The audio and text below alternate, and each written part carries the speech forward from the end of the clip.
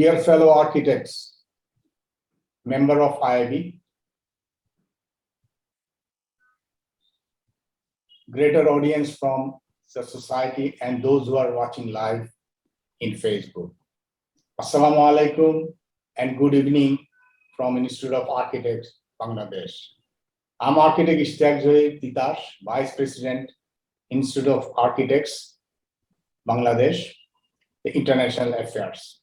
I'll be the host for you for the next at least 1 hour. I would like to seek apologies from you because there was a technical problem in the beginning when we start due to the thunderstorm happening right at the moment. IIB has arranged this special discussion on architecture and the quality design addressing public health issues on World Architecture Day. That is on 4th October. This is the month of October. Today is 20th October. We are arranging this on this very day. The discourse may seek the answer about how our built environment design can have a positive impact on our health and the people's life. We'd like to hear what architects of our time think about it. We have a very diverse panel today with us. I'll introduce the speakers, the panelists. First, we have with us Dr. Adnan Murshid, an architect, architecture historian, and educator for last 30 years. He is teaching at Catholic University in Washington, DC. He is also the executive director of Center for Inclusive Architecture and Urbanism at the Bragg University. Next speaker panelist is Mahmoud Al Anwar Riyad, a practicing architect. He is also an associate professor at the Department of Architecture, Bangladesh University of Engineering and Technology, BUET. He is also one of the principal architects of DWM4. He obtained his master's from Bartlett, UCL in 1998. On the panel, we had Marina Tabassum, but she had a problem with one of her relatives died today, so she could not join us today. But let me introduce her. Marina founded Dhaka-based Marina Tabassum Architects, MTA. She taught at Harvard University, Technical University at Delft, and also Bragg University. Our contribution to the field of architecture has brought her honors like Aga Khan Award for Architecture, Arnold Ward Burnham Memorial Prize from American Academy of Arts, and gold medal from French Academy of Architecture. She founded an organization called FACE to seek the climate resilient living solution for the victims of vulnerable climate change in Shirazganj area in Bangladesh. Next, our younger member is Kaji Arefin. He's an architect, strategic designer and researcher with experience in urban research and multidisciplinary design education. He is the co-founder of PARA, a research-based multidisciplinary design organization, Opus, an architectural studio, and Chawl, a sustainable fashion brand. He is focused on sustainable approach to practicing with key interest in participatory and experimental design process and urban program innovation and placemaking. Next, we have with us Farhan S. Karim, joined from USA. He's a designer, educator, and architectural historian. Farhan believes that each of us has power to make our world a better place. And that is beginning in our own home through our individual lifestyle choices. He is the author of Greater Dignity Than Riches and editor of Architecture and Society Engagement, Making of Muslim Slaves Through Architecture, Slaves Through Architecture, Architecture Education in the MENA region, and Memorial Reproduction of 1971 in present-day Bangladesh. From this point, I will share my thoughts. My language will be Bangla. This was for our international audience. This program will be available to our international audience with the subtitle for later viewing. Before we start, let us welcome our President, Institute of Architects Bangladesh, Architect Mobashir Hussain, to give him his opening remarks. Mobashir bhai, please. অসংখ্য ধন্যবাদ। শুভ সন্ধ্যা সবাইকে।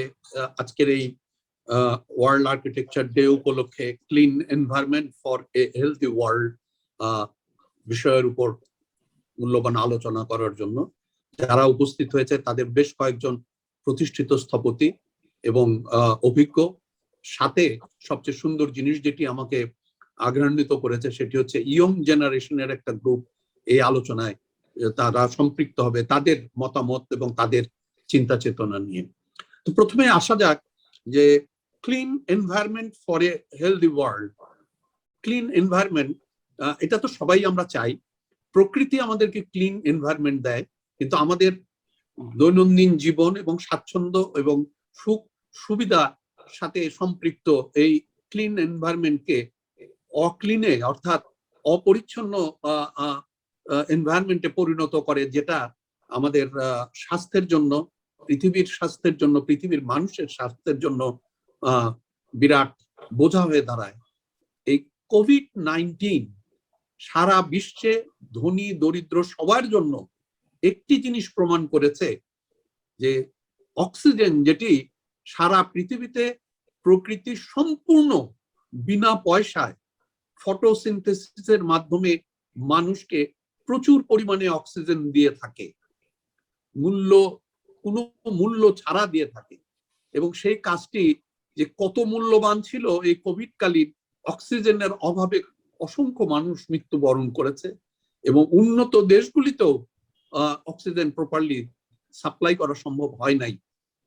প্রকৃতিতে oxygen থাকার পরে আমরা supply করতে পারি নাই কেন? Because deforestation. শুধু তাই না, আমরা যদি বাংলাদেশের রাজধানী ঢাকাকে নিয়ে যদি একটু চিন্তা করি, তাহলে এই অক্সিজেন কেন আমাদের শর্ট হয়, কোন সময় শর্ট হয়, সেটি সম্পর্কে দু একটি কথা আমার মনে হয় আমার অভিজ্ঞতা থেকে আমি উপস্থাপন করতে চাচ্ছি। শীতকালে ঢাকা শহরে প্রচন্ড ধুলাবালির কারণে এবং মোটরযানের তৈলাক্ত পদার্থের কারণে ঢাকা শহরের রাস্তার দুপাশে এবং মাঝখানে যে গাছগুলি থাকে সেটি কয়েকদিনের ভিতরেই সম্পূর্ণভাবে ফটোসিনথেসিস অলমোস্ট জিরোতে নামিয়ে নিয়ে আসে, অর্থাৎ সে অক্সিজেন দেওয়া বন্ধ করে দেয়, দিতে পারে না, এবং আমাদের বিষাক্ত গ্যাস যে সে ইনহেল করতে সেটিও সে ধারণ করতে পারে না। ওর ফলে কি হয়, আমরা যদি শীতকালে ঢাকা শহরের ইতিহাস নেই, আমরা দেখতে পাবো যে ইনহেলারটি শিশু এবং বয়স্করা ব্যবহার করতে বাধ্য হন অ্যাজমার কারণে, সেটির বিক্রয় কয়েক সহস্র গুণ বৃদ্ধি পায়। অর্থাৎ অক্সিজেনের অভাবে ইনহেলার ব্যবহার করতে হয় শরীরকে সুস্থ রাখার জন্য। কিন্তু আমরা যদি চাই আমরা এই ফটোসিনথেসিসকে সুন্দরভাবে চালু রাখতে পারি ছোট্ট দুই একটি কাজের মাধ্যমে, যেটি আমরা আমাদের ইনস্টিটিউটের পক্ষ থেকে গত 4-5 বছর ধরে বলে আসছি। আমি উল্টা দিক থেকেই শুরু করি। ফায়ার ব্রিগেডের অসংখ্য গাড়ি বসে থাকে, আগুন লাগলে পারে শুধু আগুন লিভিয়ে থাকে। এই ফায়ার ব্রিগেডের গাড়িগুলির ট্রেনিংটা যদি মাঝরাত্রে করানো হয়, তাহলে আর্টিফিশিয়াল বৃষ্টির মাধ্যমে রাস্তার দুপাশের গাছগুলিকে পরিচ্ছন্ন এবং dust free, chemical free, oily substance free করে সম্পূর্ণ ফটোসিনথেসিসের উপযুক্ত রাখা সম্ভব।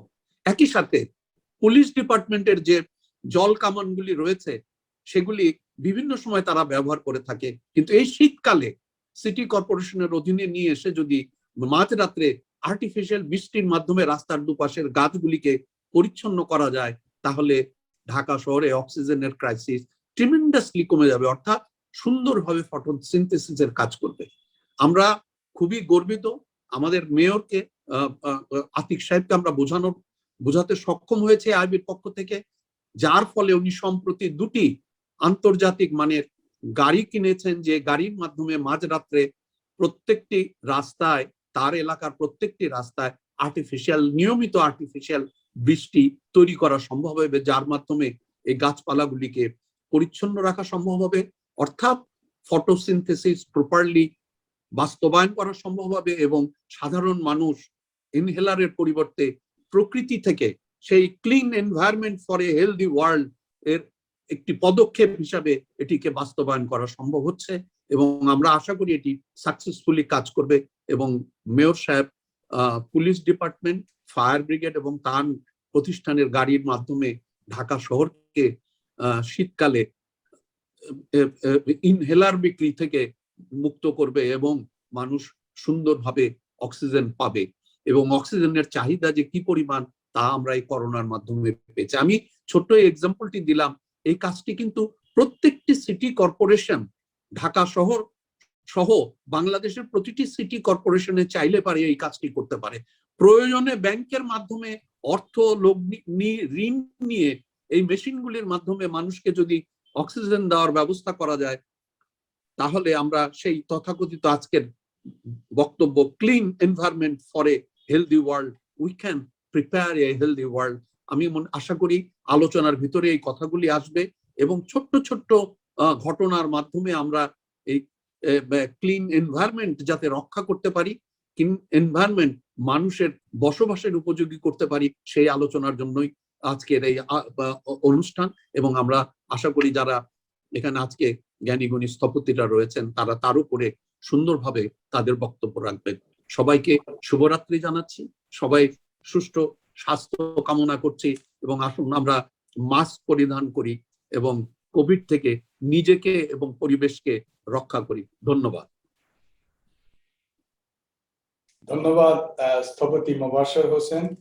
আপনার নগরায়ণ নিয়ে আপনার অনেক দিনের চিন্তা ভাবনা, এবং এর সাথে আজকে যোগ হলো clean environment and healthy world. আপনার বক্তব্যের জন্য ধন্যবাদ জানাচ্ছি। আমি এখন আমাদের আলোচনায় আমরা চলে যাব, তার আগে আমি একটু বলে নিতে চাই যে ইন্টারন্যাশনাল ইউনিয়ন অফ আর্কিটেক্টস এটি একমাত্র আন্তর্জাতিক বেসরকারি সংস্থা যা বিশ্বের স্থপতিদের প্রতিনিধিত্ব করে। স্থপতিদের এই শীর্ষ সংস্থাটি 160টিরও বেশি দেশ নিয়ে গঠিত, এবং আনুমানিক 32 লক্ষ স্থপতিদের সমাহার এখানে আছে। এটি ইউনেস্কো, ইউএনএইচসিআর, ইকোসক এবং বিশ্ব স্বাস্থ্য সংস্থা, ওয়ার্ল্ড ট্রেড অর্গানাইজেশন এবং বিভিন্ন জাতিসংঘের সংস্থা দ্বারা স্বীকৃত।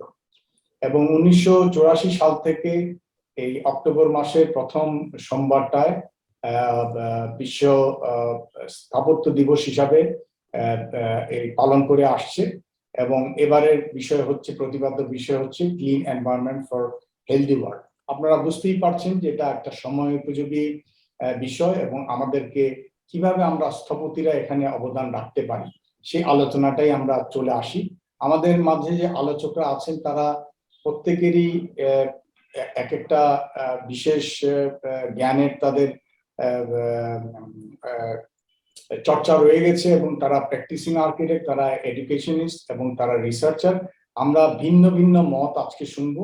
মুক্ত আলোচনাটাই হচ্ছে, এটার জন্য কোনো সলিউশন পৃথিবীতে নির্দিষ্ট করা নেই, কিন্তু আমরা এই আলোচনার মাধ্যমে এই সলিউশনগুলো বের করার চেষ্টা করতে পারি।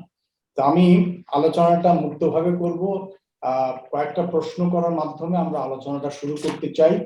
আমার প্রশ্নটা হচ্ছে, যেহেতু আমরা মহর্ষা বিজয় যেটা বললেন যে আমরা স্থপতিরা কি করতে পারি এই জায়গায়, সেটা এই ক্লিন এনভায়রনমেন্ট হেলদি ওয়ার্ল্ড, যেটাকে বাংলায় বলতে পারি বিশ্ব স্বাস্থ্যের জন্য পরিচ্ছন্ন পরিবেশ।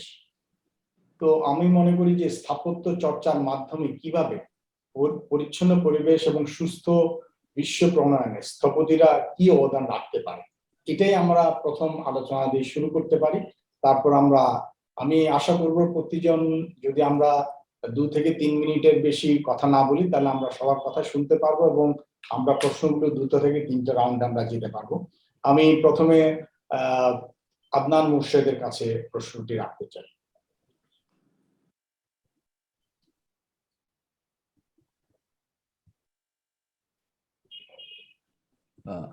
শোনা যাচ্ছে? জি, আমরা শুনতে পাচ্ছি।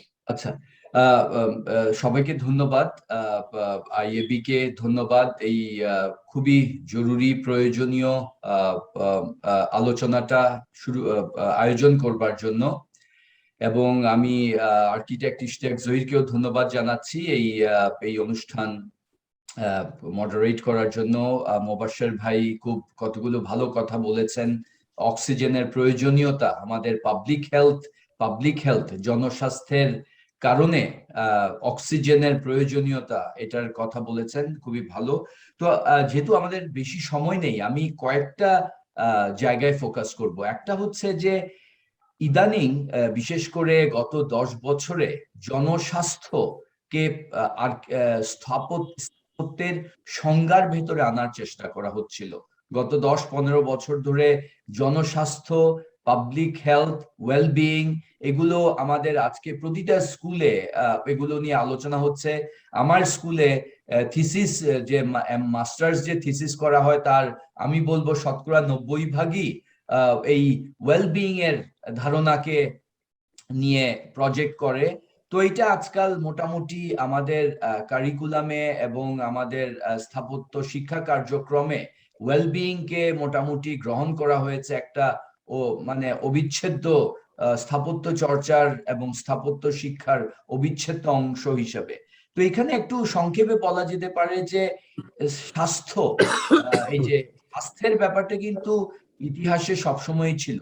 আমরা যদি 19বিংশ শতাব্দী থেকে যদি এই স্থাপত্যের বিকাশটা দেখি, আধুনিক স্থাপত্যের বিকাশ দেখি, তাহলে কিন্তু আমরা দেখব যে জনস্বাস্থ্যের ব্যাপারটা কিন্তু সেই এই এপিডেমিক থেকেই কিন্তু এসেছিল। লন্ডনে যদি আমরা দেখি, কলেরা, লন্ডনের মিড 19th সেঞ্চুরিতে কলেরার প্রকোপ এত বেশি ছিল যে ওখান থেকেই কিন্তু মডার্ন ইনফ্রাস্ট্রাকচারের ধারণা এবং সেই সাথে আধুনিক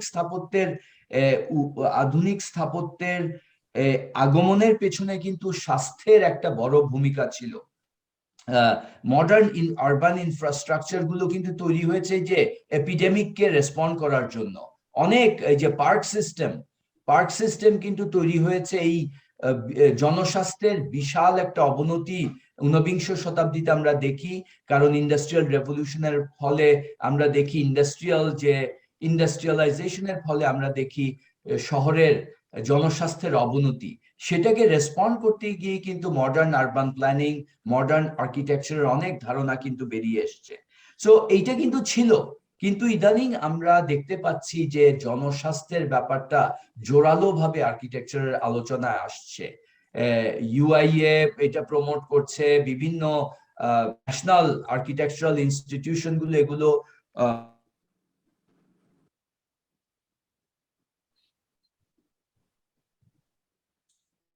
আদনান মোর্শেদ, আপনার মাইক্রোফোনটা মিউট হয়ে গেছে। এখন শুনতে পাচ্ছি। হ্যাঁ, আচ্ছা। তো এই স্বাস্থ্য কিন্তু স্থাপত্য চর্চায়, স্থাপত্য শিক্ষায় কিন্তু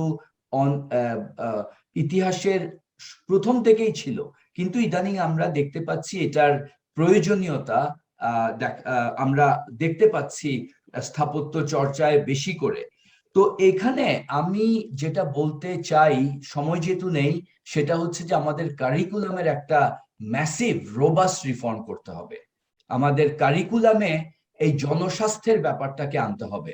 আমরা এখানে আরো অনেক একাডেমিক্স আছেন, তারাও হয়তো বলবেন, আমরা যে আর্কিটেকচারের চর্চা করি, আমাদের বুয়েটের মাধ্যমে আর্কিটেকচারের যে শুরু হয়েছিল, সেখানে আমরা দেখতে পাই সঙ্গত কারণেই 60-এর দশকের যে শিক্ষা কার্যক্রম একটা ফর্মালিস্ট অ্যাপ্রোচ ছিল।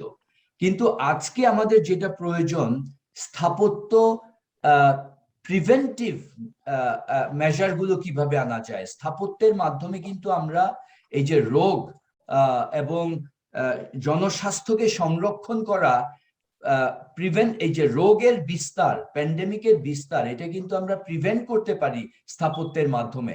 যেমন আমাদের কারিকুলামে যেমন সফট ইনফ্রাস্ট্রাকচার, অবকাঠামোর অবদানটা কি, এটা নিয়ে আমরা কথা বলতে পারি। আমরা কিছুদিন আগে একটা উদাহরণ খবর দিব যে কিছুদিন আগে চট্টগ্রামে একটা মেয়ে তার মামার সাথে মার্কেটে গিয়েছিল, হেঁটে আসার পথে হঠাৎ করে ফুটপাতের একটা হোল দিয়ে পড়ে নিখোঁজ হয়ে যায়। 7-8 ঘন্টা পরে তার মৃতদেহ উদ্ধার করা হয়। এটা একটা ছোট্ট ঘটনা, নিদারুণ একটা ঘটনা। কিন্তু এখানেই আমি বলবো যে এই যে ফুটপাত, এটা যে একটা সফট ইনফ্রাস্ট্রাকচার, এটা নিয়ে আমাদের ভাবতে হবে। গাছ, মুবাশ্বের ভাই গাছের কথা বলছিলেন, গাছ আমাদের একটা সফট ইনফ্রাস্ট্রাকচার, গাছের কথা আমাদেরকে ভাবতে হবে। কিন্তু আমি জানি না আমাদের আর্কিটেকচার স্টুডেন্টরা, আর্কিটেক্টরা ঢাকা শহরের নেটিভ গাছের 10টা উদাহরণ দিতে পারবেন কিনা। সো এই যে গাছের নাম জানাটা হচ্ছে প্রথম কাজ, একটা নেটিভ গাছের নামটা জানা। এই যে আমরা সোহরাওয়ার্দী উদ্যানে কিছুদিন আগে রেস্টুরেন্ট করার জন্য অনেক গাছ কাটা হয়েছে, এবং আমি বলবো যে এই গাছ কাটাটা আমরা আমাদের প্রশাসন গাছ কাটতে পারেন, এবং আমাদের স্থপতিরাও কিছুটা চুপ করে থাকেন, এটার প্রতিবাদ তেমন করেন না। এটার কারণ হচ্ছে আমাদের গাছের প্রতি সংবেদনশীলতার অভাব। সেই সংবেদনশীলতা আনতে গেলে আমাদেরকে গাছের নাম জানতে হবে, আমাদেরকে জ্ঞান উৎপাদন করতে হবে। না জেনে কিন্তু আমরা সংবেদনশীল হতে পারবো না। তো এইখানে কারিকুলাম রিফর্মের একটা জোরালো ভূমিকা আছে। আমাদেরকে গাছের নাম জানতে হবে, গাছের নেটিভ গাছগুলোর ব্যবহারটা জানতে হবে, গাছের পাতা কিরকম হচ্ছে এগুলো জানতে হবে। তারপরে এই যে আমাদের ফুটপাথটা আমি একটু খুব জোরালো ভাবে বলতে চাই, ফুটপাথ জনস্বাস্থ্যের একটা অবকাঠামো হিসাবে জানতে গেলে আমাদের কারিকুলামে এটার একটা ব্যাপক ভূমিকা আনতে হবে। তো আমি শেষ করব এটা বলে যে জনস্বাস্থ্যকে যদি আমাদের স্থাপত্য চর্চার একটা অবশ্যম্ভাবী অঙ্গ হিসেবে করতে হয়, সেটার জন্য আমাদের স্থাপত্য শিক্ষার কারিকুলামে একটা ব্যাপক পরিবর্তন আনতে হবে। সেটা আনতে গেলে প্রথমে আমাদের গাছের নামগুলো জানা দিয়েই শুরু করতে হবে। ফুটপাতের হিস্ট্রিটা জানতে হবে, ফুটপাত কিভাবে মানুষের জনস্বাস্থ্যকে সংরক্ষণ করতে পারে, এই ব্যাপারগুলোকে টেকনিক্যালি জানতে হবে। তো আমি বলবো যে কারিকুলাম রিফর্মের প্রয়োজনীয়তা আমি ক্যানট বি ওভার এমফাসাইজ। এই কারিকুলাম রিফর্মের চেতনাটা আমি এখানে আলোচনার একটা মূল বিষয় হিসাবে ইন্ট্রোডিউস করতে চাই। ধন্যবাদ। ধন্যবাদ আদনান। কারিকুলাম পরিবর্তন এবং জনস্বাস্থ্য যে সফট ইনফ্রাস্ট্রাকচার, সেগুলি নিয়ে আমরা অবশ্যই আলোচনায় আসাটা জরুরি। আমি এই পর্যায়ে আমাদের কনিষ্ঠতম প্যানেলিস্ট কাজী আরেফিনের কাছে যাচ্ছি। বিষয়টা একই, যে স্থাপত্য চর্চার মাধ্যমে আমরা কিভাবে পরিচ্ছন্ন পরিবেশ এবং সুস্থ বিশ্ব প্রণয়নের যে ধারা, সেখানে আমরা স্থপতিরা কিভাবে অবদান রাখতে পারি, আমরা আপনার ভিউগুলো আমরা শুনতে চাই। আমরা খুব সংক্ষেপে আলোচনা করি, তাহলে 2-3টা রাউন্ড করা যাবে। আমরা অলরেডি সময় অনেকটুকু চলে গেছে। ধন্যবাদ আপনাদেরকে, এন্ড শুভেচ্ছা যারা শুনছেন এবং পরবর্তীতেও শুনবেন। ছোট করে বলি, সো ইন্ট্রোডাকশনটা অনেক বড় করছি না আর কি। কি করা যেতে পারে এই প্রশ্নটা করলে আসলে যেটা তিতাস ভাই বললেন যে আসলে তো এইটার কোনো আমাদের কাছে আনসার নাই। অনেক কিছু করা যেতে পারে, সবগুলো আলোচনা করা সম্ভব না। আবার এগুলোর সবকিছুর মধ্যে এগুলো নিয়ে অনেকে কাজও করতেছে, তো কাজ যে হচ্ছে না, গবেষণা যে হচ্ছে না, বিষয়গুলো তো তা তো না। তাহলে আসলে কেন হচ্ছে না সেটা আমার মনে হয়, যেহেতু আমাকে কনিষ্ঠতম বলেই এটা বলা হলো, দেন আমি বলতে পারি যে কনিষ্ঠরা কিভাবে এখন চিন্তা করে স্টার্ট করছে, যে পজিটিভ জিনিসগুলো কোথায়। বাট এটার ভিতরে একটা ঝামেলাও হয়, যে আসলে অনেকগুলো ইস্যুতে একসাথে আসার কারণে জিনিসগুলো তো অনেক প্রকট এবং ইন্টেন্স লেভেলে এখন চলে আসছে। আমার মনে হয় প্রথম যে জিনিসটা করা দরকার সবাই, আমরা যেটা করতে পারি, করা দরকার তো আসলে বলা যায় না, সেটা হচ্ছে টেক এ স্টেপ ব্যাক। আমরা কন্টিনিউয়াস আলোচনা করছি, আমরা কন্টিনিউয়াস অনেক সলিউশন দেখানোর চেষ্টা করছি, বিভিন্ন জিনিসের সাথে জড়িত। বাট আসলে আমরা একটা স্টেপ ব্যাক করে যদি আমরা এইভাবে চিন্তা করি যে কেন আসলে আমরা এই জায়গা পর্যন্ত আসলাম, সো তখন অটোমেটিক্যালি কিন্তু হিস্ট্রি বোঝাটা আসলে জরুরি হয়ে পড়ে। আমার এখানে আরো আমাদের স্যারেরা আছেন, ওনারা হিস্ট্রি নিয়ে অনেক ভালো জানেন। যেভাবে আমি হিস্ট্রির ইম্পর্টেন্সটা এটার সাথে কুইকলি রিলেট করতে চাই, সেটা হচ্ছে আমাদের শহরগুলো আসলে কিভাবে হয়েছে এবং এই যে সমস্যাগুলো এখন আমরা ফেস করতেছি, এই পর্যন্ত আসলে আমরা কিভাবে আসলাম। তো আমি প্রথম যখন দেখতেছিলাম এই আজকের আলোচনাটা নিয়ে যে ইউআই এর ওয়ার্ল্ড আর্কিটেকচার এর যে থিমটা, সেখানে হাউজিং ছিল, পাবলিক স্পেস ছিল, ক্লাইমেট ছিল। এখানে আমি আসলে 3টা সেন্টেন্স পিক করি, যেখানে দেখি যে হাউজিং এ বলা হয়েছে all humans have right to educate housing. Public স্পেসের একটা ইম্পর্টেন্স আমার কাছে মনে হয়েছে reducing inequalities and focusing on inclusion. And climate চেঞ্জে বলা হয়েছে যে সিটি গুলো, যেটা ইউএনইপির ডাটা, যেটা যে 75% আসলে কার্বন ফুটপ্রিন্টে কন্ট্রিবিউট করতেছে হচ্ছে সিটি গুলো। তো আসলে আলোচনা অনেক অ্যাঙ্গেলে চলে যায়, তো এই জন্য আমি আসলে এই 3টা সেন্টেন্স থেকে, এই 3টা টপিক থেকে আমি আসলে যেটা পিক করতেছি 3টা শব্দ, সেটা হচ্ছে rights, access and cities. So rights, access and cities গুলো সিটি বেসড যেটা, এটা চিন্তা করলে আমাদের তো আসলে শুরুতেই একটু হয়তো আলোচনাটা গ্রাউন্ডেড করা দরকার, যে আসলে গ্লোবাল কনটেক্সট বুঝা এবং গ্লোবাল কনটেক্সটে আমরা আর্কিটেক্ট হিসেবে রিফ্লেক্ট আমরা সবসময় করতে চাই, বাট কেন পারি না। আমার মনে হয় কনটেক্সটটা আরেকটু সিচুয়েটেড একটা জায়গায় নিয়ে আসলে আমাদের চিন্তা করতে হবে যখন we think about sustainability, environment and education. So যখন আমরা অনেক গ্লোবাল কনটেক্সট নিয়ে চিন্তা করি, তখন এগুলো আমার মনে হয় যে আমরা গ্লোবালি অ্যাওয়ার্ড থাকতে হবে, বাট কখনোই আসলে অনেক বেশি দূর পর্যন্ত আমরা ইমিডিয়েট অ্যাকশনে নিতে পারবো না। আরেকটা জিনিস হচ্ছে এখানে সিটিটা কিভাবে হয়েছে, সেটা যদি হয় যে সিটিটা যখন হয়েছে, এগুলো তো আসলে পোস্ট কলোনিয়াল একটা ইয়ে দেখছি আমরা, এস্টাবলিশমেন্ট। যখন নতুন শহর, নতুন গভর্নমেন্ট কি কারণে এই শহরগুলা করে, সেইটা যদি আমরা একটু বোঝার চেষ্টা করি, সেটা কোনো অ্যাবসলিউট বা অ্যাবসার্ড কোনো আইডিয়া না। আই গেস এটা অনেক শহরের জন্য এটা হয়েছে, কিন্তু যে ওই জিনিসগুলাকেই আমরা নতুন ইয়াংও যারা আছি এবং আর্কিটেক্টরা, স্টেপ ব্যাক যেহেতু বললাম, আমরা যদি আমাদেরকে রিক্যালিব্রেট করতে চাই অ্যাবাউট আইডিয়া যে আমাদের প্র্যাকটিসটা আসলে কোথায় কোন জায়গায় যেতে পারি, প্রবাবলি আমরা অনেক অংশে আমাদের প্র্যাকটিসের অনেকগুলো জিনিস আমরা লিমিটেড করে রাখার চেষ্টা করছি। তো সেগুলো থেকে কিভাবে বের হওয়া হবে, আমার মনে হয় সেই জিনিসগুলো নিয়ে একটু ঠান্ডাভাবে চিন্তা করার একটা বিষয় অটোমেটিক্যালি চলে আসে আর কি। অ্যান্ড অলসো ডিজাইন এডুকেশন নিয়ে যেহেতু কথা হলো, আমি একটু আদনান স্যারের সাথে ওই জায়গায় এখানে আমার ওপিনিয়ন একটু অ্যাড করতে পারি। সেটা হচ্ছে এই এডুকেশন গুলো তো আমরা যদি রিফর্ম করা বা চেঞ্জ নিয়ে কাজ করতে চাই, তো তাহলে তো আসলে বুঝতে হবে যে আসলে আরবান ডিজাইন বা আর্কিটেকচার এডুকেশনের জন্য আমাদের এই গ্লোবাল সাউথ যদি আমরা বলি, কারণ ঢাকা শহর বা আমাদের দেশ তো গ্লোবাল সাউথের পার্ট, আমাদের তো আসলে আমাদের কোনো এডুকেশন দিয়ে তো শুরুই হয় নাই। যত থিওরি আছে about urban planning, urban design, architecture, এগুলো তো সব আসলে অন্য থিওরি। তো নতুন নতুন টপিক আমরা ইন্ট্রোডিউস করতেই পারি ডেফিনেটলি, বাট আমরা একটু উপর থেকে দেখতে পারি কিনা যে আসলে আমাদের স্টার্টিং পয়েন্টটাই কোথায় থেকে হয়েছে, এবং এটাকে ওইভাবে রিথিং করা যায় কিনা। আই আন্ডারস্ট্যান্ড অনেকগুলো জিনিস আসলে অনেক ডিফিকাল্ট কাজের ক্ষেত্রে, বাট অবশ্যই একটা হাম্বল বিগিনিং আসলে হতেই পারে।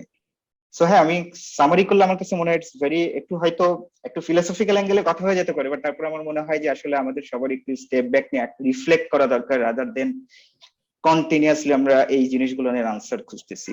সো বোথ প্র্যাকটিসের ক্ষেত্রে, বোথ আমরা হিস্ট্রিটা কিভাবে অ্যাকচুয়ালি বুঝতেছি, হিস্ট্রি নিয়ে এখন সময় স্বল্প, অনেক ইন্টারেস্টিং অ্যাঙ্গেলে আসলে ওগুলো নিয়ে বলা যায়, পরে সুযোগ হলে একটু পরে হয়তো ওটা আলোচনা করা যাবে। সো এই জায়গায় আমি শেষ করি আর কি। Thank you. Thank you Arefin.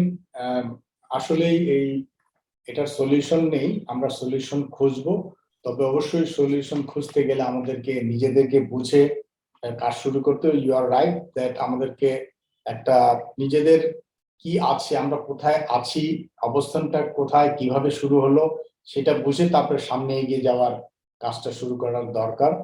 আমি এই পর্যায়ে আর্কিটেক্ট মাহমুদুল্লাহ রিয়াদের কাছে আসছি একই প্রশ্ন নিয়ে। তারপর আমরা সেই সাথে আমি একটা যোগ করে দিতে চাই, যেহেতু Mahmudullah Riyad practising architect as well as শিক্ষকতার সাথেও জড়িত। আমি এই জায়গায় আরেকটা বিষয় অ্যাড করব যে স্থাপত্য পেশা এবং শিক্ষা জনস্বাস্থ্যকে বিশেষায়িত হিসাবেই দেখা হয়। জনস্বাস্থ্যের বিষয়টি স্থাপত্য শিক্ষার মূলধারায় সন্নিবেশন করা প্রয়োজন, যেটা আদনান মোর্শেদ একটু আগে বলেছেন। আমার বক্তব্য হচ্ছে যে অবশ্যই স্থাপত্য চর্চার মধ্যে আমরা পরিবেশ এবং সুস্থ বিশ্ব প্রণয়নের স্থপতিদের ভূমিকাটা কি হবে, এবং সেই সাথে এই আমাদের শিক্ষকতা এবং পেশার মাঝে যে এটাকে বিশেষায়িত না করে আমরা কি অন্যভাবে চিন্তা করতে পারি কিনা, মূলধারা এটাকে সন্নিশ্চিত করলে কিভাবে করব, সেই বিষয়ে যদি মাহমুদ আল রিয়া প্লিজ।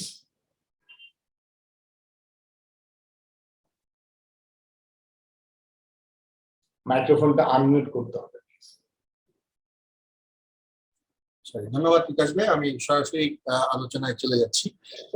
আজকের টপিকটা এসডিজির যে 17টা গোল আছে তার মধ্যে থার্ড গোলের সাথে অ্যালাইন করে, এবং এটা আসলে আমার কাছে মনে হয়, খুব ভাবলে মনে হয় যে কেন এটাকে একটা আলাদা এজেন্ডা হিসেবে আনতে হবে। ওয়েলবিং এবং হেলথ, এটা তো মানুষের ফার্স্ট,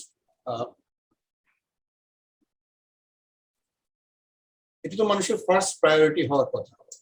তো কেন আমরা আসলে এটাকে, আমাদের কিন্তু স্যাড হচ্ছে যে এটা আমাদেরকে আনতে হচ্ছে, কারণ মানুষ যখন ধীরে ধীরে নেচার এর উপর নিজের কালচারকে চড়িয়ে আস্তে আস্তে বিভিন্ন রকম জিনিস প্রডিউস করা শুরু করলো, তখন একটা পরিস্থিতি এসে তারা এনভায়রনমেন্ট এবং খুব ক্লোজলি থাকা শুরু করলো, শহর টহর তৈরি করে, তখন এক ধরনের হেলথ রিস্কের মধ্যে চলে গেল। এবং এটা অনেকটা ওরকম ব্যাপার, যে ব্যাপারটা আমরা সবাই জানি, যেরকম আমরা জানি যে সকালে উঠে যদি আমরা জগিং করি আমাদের শরীর ভালো থাকবে, এই জ্ঞানটা আমাদের সবার আছে, কিন্তু আমরা সবাই উঠে সেটা করি না। তার মানে ওটা ইমিডিয়েটলি ফল পাওয়া যায় না বলে অনেক সময় আমরা ওটাকে একটু প্রোক্রাস্টিনেট করি, ওটাকে নিয়ে জানি কিন্তু কথা বলি কিন্তু ওটাকে টাচ করি না।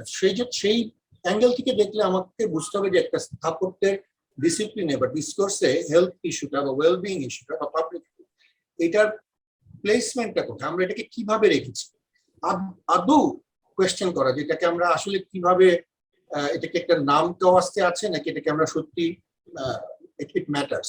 এটা যদি আমরা দেখি যে আমরা যখন অ্যাপ্রিসিয়েট করি আর্কিটেকচারকে, যখন আমরা সম্মানিত করি বা ভালো বলি, তখন সেই জায়গায় এটার পজিশন কি, সেইটা থেকে আসলে বোঝা যাবে যে আমরা আসলে এটাকে কিরকম ভাবে মূল্যায়িত করি। সেই মূল্যায়নের হায়ারার্কিতে যদি এটাকে উপরে আনা যায়, তাহলে কিন্তু মানুষ আসলে এটাকে, ছাত্র হোক, সে প্র্যাকটিসিং আর্কিটেক্ট হোক কিংবা ক্লায়েন্ট হোক, তখন কিন্তু সে এটার ব্যাপারে সিরিয়াস হবে এবং এটা অটোমেটিক্যালি চলে আসবে। আমরা যত কথা বলি সেটা আসবে, আমাদের কাজের থেকে সেটা দেখাতে হবে। এখন একটা বিষয় আমার বলতেই হয় যে আমরা যদিও ওয়েস্টার্ন সিস্টেমের একটা এডুকেশনের বাই প্রোডাক্ট হিসেবে বা একটা অফস্প্রিং হিসেবে আমরা আছি, কিন্তু যদি আমরা একটু খেয়াল করি যে ওয়েস্টার্ন থিওরির মধ্যে বা western thought process, architectural thought প্রসেসের মধ্যে, if you go back to Vitruvius, from Vitruvius to onwards, ওরা যদিও বলেছে ফর্ম, ইউটিলিটি, ফাংশন, অনেক কথা বলছে, but they are very much, it's a big, for a long period it was dominated by aesthetic theory, whereas Eastern theory was always well-being oriented. আমরা যদি feng শুই দেখি বা আমাদের মান্ডালা বা ওই ধরনের বাস্তুশাস্ত্র দেখি, দেখবেন এটা অনেক সময় হতে পারে একটু মিথিক্যাল বা অনেক সময় একটু একটা মাম্বো এসোটেরিক মাম্বো জাম্বো থাকতে পারে এর মধ্যে, বাট এটার কোর আইডিয়াটা হচ্ছে মানুষের কিভাবে ভালো হবে, অর্থাৎ সকালবেলা কোন দিক থেকে সূর্য আসলে ভালো হবে, কোন দিকে এই উইন্ডোটা দিলে ভালো হবে। It is not about a theory of proportion. For a long period, Western architecture was predominantly overpowered by the theory of proportion এবং অলমোস্ট এটাকে একটা হেভেনলি জিনিসে পরিণত করেছে, কিন্তু সামহাউ ওইটা আমাদের মধ্যে কন্টিনিউ করেনি আমরা। বাট এখন ওয়েস্টার্ন, ইয়েস, যখন মডার্নিটির পরে সিটি করতে গিয়ে বা মডার্ন লাইফে এসে মানুষ একটা হঠাৎ করে বিরাট জাম্প করতে হয়েছে তার 1000 বছরের ট্রেডিশন থেকে, অনেক প্রবলেম হয়েছে, এবং তার সাথে অবশ্যই হেলথের ইস্যুটা এসছে, এবং হেলথ, মডার্ন আর্কিটেকচারে হেলথ এবং হোয়াইট আর্কিটেকচার, অলমোস্ট স্টেরিলাইজড একটা স্যানিটাইজড একটা আর্কিটেকচার, এটা এসছে। কিন্তু এটা কিন্তু কখনোই আমার কাছে মনে হয় না যে আর্কিটেকচারাল অ্যাপ্রিসিয়েশনের টপ প্রায়োরিটিতে ছিল, যেভাবে আমাদের অনেক পুরনো ঐতিহ্যে এটা প্রায়োরিটির টপে ছিল ওয়েলবিং। তো আমরা যদি প্রায়োরিটি, যেমন ধরা যাক আমরা আসলে কোন আর্কিটেকচার গুলোকে পুরস্কৃত করি বা কোন আর্কিটেকচার গুলোকে নিয়ে আলাপ করি, তার সেগুলোর জায়গায় আমরা এই সব যে আর্কিটেকচার গুলো ওয়েলবিং কে টাচ করছে, ওয়েলবিং এর উপর ফোকাস করছে, তাদেরকে কি আমরা ওই রকম হায়ারার্কিকে কথা বলছি কিনা, সেটা আমার কাছে মনে হয় ভেরি ইম্পর্টেন্ট। তাহলে পুরো সিস্টেমটাই অ্যালাইন হয়ে যাবে একই সাথে। আর এর সাথে সাথে আমি আরেকটা কথা বলবো যে এখন অনেক সময় বলা যায় যে তাহলে কি আমরা আর্কিটেকচার ফর আর্ট করবো না, এটা করতে। এখন আমার কাছে মনে হয় আমরা সবসময় এদেরকে একটা কন্ট্রাডিক্টরি পজিশনে ফেলে দিই। এরা কি আসলে মিউচুয়ালি এক্সক্লুসিভ? অর্থাৎ একটা নান্দনিক ভাবে সুন্দর স্থাপত্য কি হেলথ কনসিয়াস হতে পারে না? আমার তো মনে হয় পারে। এবং দুটোই যদি প্রায়োরিটি হয় তাহলে কিন্তু ওইটা থেকেই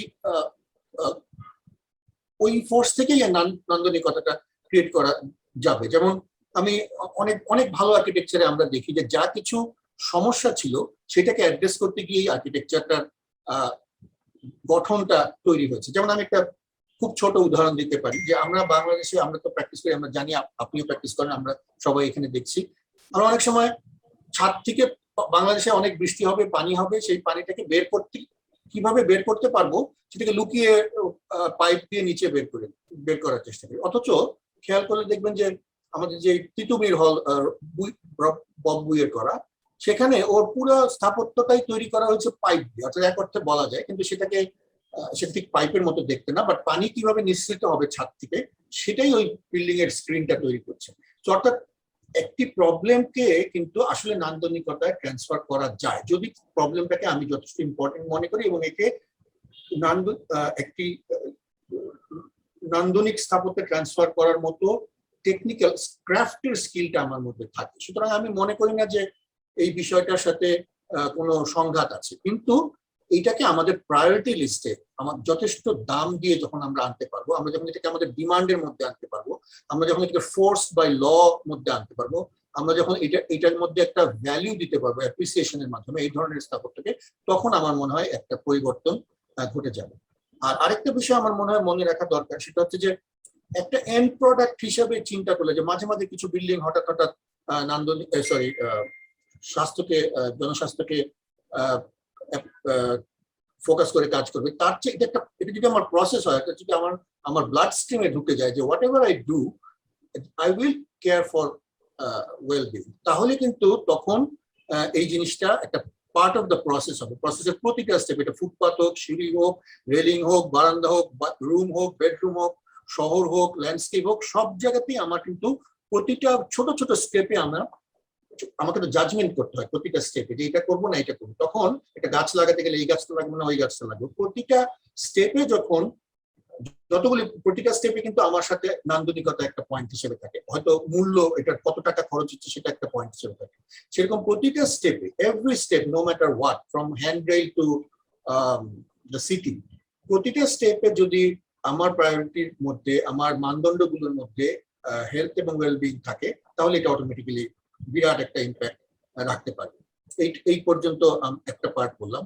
আর প্র্যাকটিস এবং একাডেমি, আমি একটা জিনিস খুব পজিটিভ, আমি জানি না, হয়তো আদন ভাই মাঝখানে কিছুদিন দেশে ছিলেন, বাট ফারহানও অনেকদিন নাই, অন এন্ড অফ ওরা আসেন। আমি কিন্তু রিসেন্ট 10 ইয়ার্সে, লাস্ট 10 ইয়ার্সে স্টুডেন্টদের মধ্যে বা ইয়াং প্রফেশনালদের মধ্যে কিন্তু 10 বলবো না, আমি বলবো অ্যারাউন্ড 15 থেকে শুরু হয়েছে, বাট এইটার ব্যাপারে অ্যাওয়ারনেস কিন্তু খুব একটা কম না। অনেকটা বললেন যে গাছ চিনি কিনা, আমি জানি যে অপেক্ষাকৃত বয়স্ক অনেক স্থপতি গাছ অনেক কম চিনলেও চিনতে পারে, কিন্তু অনেক ইয়াং স্থপতি অনেক বেশি গাছ চিনে এবং তারা এটা যায়। এখনকার স্থপতিদের এই গুণটা আমি অবশ্যই অ্যাপ্রিসিয়েট করবো এবং সেটা আস্তে আস্তে হয়েছে। এবং আমি বলবো যে এটা ইন্টারনেট এবং এই মিডিয়ার নতুন যেই গোষ্ঠীটা আছে মিলেনিয়াল, তাদের এই ব্যাপারটাতে আমি তারা প্রশংসার দাবিদার। তবে প্র্যাকটিস এবং একাডেমির একটা বিষয় আমাদেরকে মনে রাখতে হবে যে প্র্যাকটিস এই মুহূর্তে বাংলাদেশে অনেক বেশি কাজ হচ্ছে, কারণ খুব দ্রুত বেগে কাজ হচ্ছে। দ্রুত বেগে পৃথিবীর যেখানে কাজ হয় সেখানে কাজের কোয়ালিটি ভালো হয় না বা কাজ খুব একটা ভালো হয় না। নিউ ইয়র্কে যখন অনেক কারখানা তৈরি হচ্ছিল তখন নিউ ইয়র্কের সর্বশ্রেষ্ঠ কাজগুলো হয়নি, বা তখনকার কথা নিয়ে আমরা কথা বলি না। তবে কোনো সময় একটা জেগে উঠতে হয়, যেমন লন্ডনের কথা বললেন বা শিকাগোতে আমরা জানি যে প্রবলেমটা এত অ্যাকিউট হয়ে যায় যে ওইটার একটা প্রতিবাদ হিসেবে একটা বড় কিছু হয়ে যায়। আমি এই রেড ওশন প্র্যাকটিসে আমি এই কাটিং কর্নার করে দ্রুত চলে যাওয়া এবং এগুলি এখন চলছে, এটা ঠিক। এট দ্য সেম টাইম আমাদের দিকে সমস্যা, একটা বড় সমস্যা হচ্ছে আমাদের প্র্যাকটিসের সাথে একাডেমিয়ার খুব একটা ভালো সম্পর্ক না। এটা শুধু আর্কিটেকচারে না, আমাদের বিজনেস স্টাডিজে, আমাদের ইঞ্জিনিয়ারিং এ, আমাদের সায়েন্সে, কোথাওই কিন্তু ইন্ডাস্ট্রির সাথে একাডেমিকের ভালো সম্পর্ক না। যে যাকেই জিজ্ঞেস করবেন সে বলবে যে অন্যকে দোষারোপ করবে। একাডেমিক যে প্রয়োজন আছে এটা প্র্যাকটিস হয়তো খুব একটা বিশ্বাস করে না। আবার উল্টো দিকে একাডেমিশিয়ানরাও অনেকটা ট্রেডিশনালি আমাদের এখানে একাডেমিক পণ্ডিতরা সোসাইটি থেকে একটু হায়ার পজিশনে থাকে সোশ্যাল ল্যাডারে, কোনো একটা কারণে বা সেই কারণেই হোক অন্য কারণেই হোক, যে ব্রাহ্মণ পণ্ডিতদের কথা যদি আমার মনে হয়, আমার কাছে মনে হয় একটু ডিট্যাচ থেকে একটু ব্রাহ্মণ সিচুয়েশনে থাকার, একটু নেমে এসে ফিল্ডে কাজ করার চেষ্টাটা কম। তো এই দুইটা যদি কোনোভাবে সমন্বয় করা যেত, যে একাডেমি প্র্যাকটিস একাডেমির কাছে জানতে চেত যে তারা কি করবে, তো সেই জিনিসটা সেইটা বাড়াতে পারলে এটা প্রত্যেকটা ক্ষেত্রেই কাজ হবে এবং আমার মনে হয় তখন ডেফিনেটলি ওয়েলবিং এর ক্ষেত্রেও বা হেলথ এন্ড ওয়েলবিং এর ক্ষেত্রেও কাজ হবে। রিগার্ডিং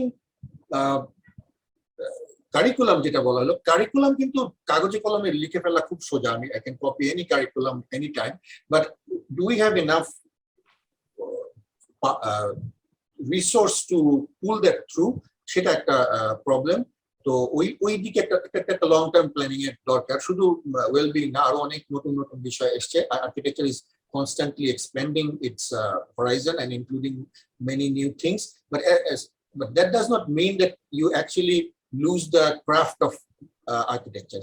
সেজন্য আমি বলবো it's not mutually exclusive items.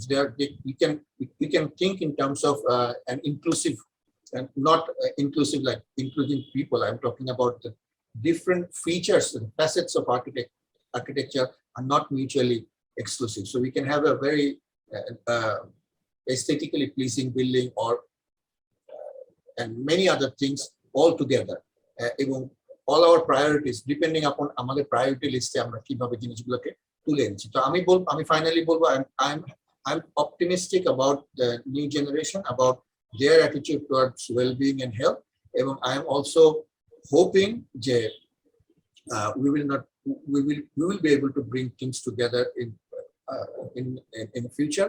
Jodio continuously architecture will be facing a lot of new problems every decade, and that is the beauty of it. The architecture traditional architecture teaching টাই হচ্ছে to go into something very quickly, decipher করা যে প্রবলেমটা কি এবং ওটাকে একটা solution দেওয়া। আমার মনে হয় যে এই অ্যাটিটিউডটা যত বেশি ইনকর্পোরেট করা যাবে ছাত্রের মধ্যে বা আর্কিটেক্টের মধ্যে, যে you are a problem solver and you have to address this problems, এবং এর জন্য যদি যে ধরনের হেল্পের প্রয়োজন হয়, যেভাবে টিম তৈরি করার প্রয়োজন হয়, সেভাবে করে আমাদেরকে করতে হবে। আরেকটা জিনিস খেয়াল রাখা দরকার, যে আগে যেমন ওয়ান গ্রেট আর্কিটেক্ট সব করে দিবে, one prophet will do everything, সেরকম টিচিং এও আসলে one great teacher will solve everything attitude চলবে না।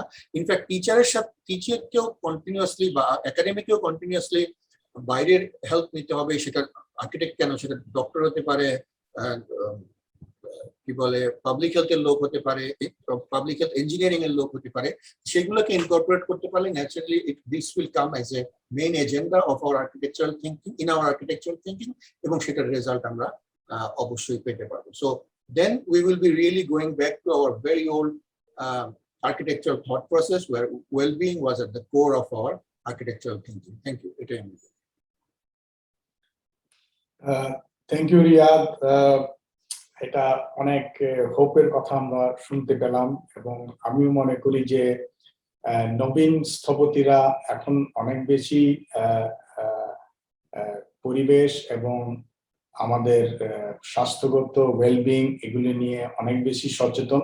স্থাপত্যের যে বিষয়গুলো আমরা আমাদের সময়ে যে রিয়াদ যে কথাগুলি বললো, যে আমাদের এডুকেশনটাই 30-40 বছর আগে যেটা মোর ফর্মাল ফর্ম রিলেটেড এবং অ্যাস্থেটিক ওয়াজ মোর ইম্পর্টেন্ট। অ্যাস্থেটিক অবশ্যই থাকবে, কিন্তু তার সাথে যে জিনিসগুলো অ্যাড হওয়ার কথা ছিল সেগুলো এখন কিন্তু আসছে। কিন্তু আবার সেই সাথে আবার আরেকটা ভয়ও আছে যে আবার সচেতন হলাম অন্য এইসব বিষয়গুলো, কিন্তু আবার ডিজাইনের যে কোয়ালিটি, অ্যাস্থেটিক সেন্স, সেটা আবার না আমার হারিয়ে যায়। তো এই দ্বন্দ্ব থাকবে, এই দ্বন্দ্ব নিয়ে আমরা এগিয়ে যাব। এবং আরেকটা ব্যাপার হচ্ছে যে যখন আমরা কাজ বেশি হয় সেই জায়গায় রিয়াদ বলেছে যে একটা মানদণ্ড নিয়ে একটা চিন্তার বিষয় আসে। নগরায়ন আমাদের দেশে খুবই দ্রুত এগিয়ে যাচ্ছে এবং রেপিড আরবানাইজেশন কতগুলি ড্রব্যাক আছে, আবার কতগুলি ভালো দিকও আছে। ভালো দিক হলো কাজ করার সুযোগ থাকে, এক্সপেরিমেন্ট করার সুযোগ থাকে। বাজে দিকটা হচ্ছে তাড়াতাড়ি করতে যায়, দ্রুত করতে যেয়ে আমাদেরকে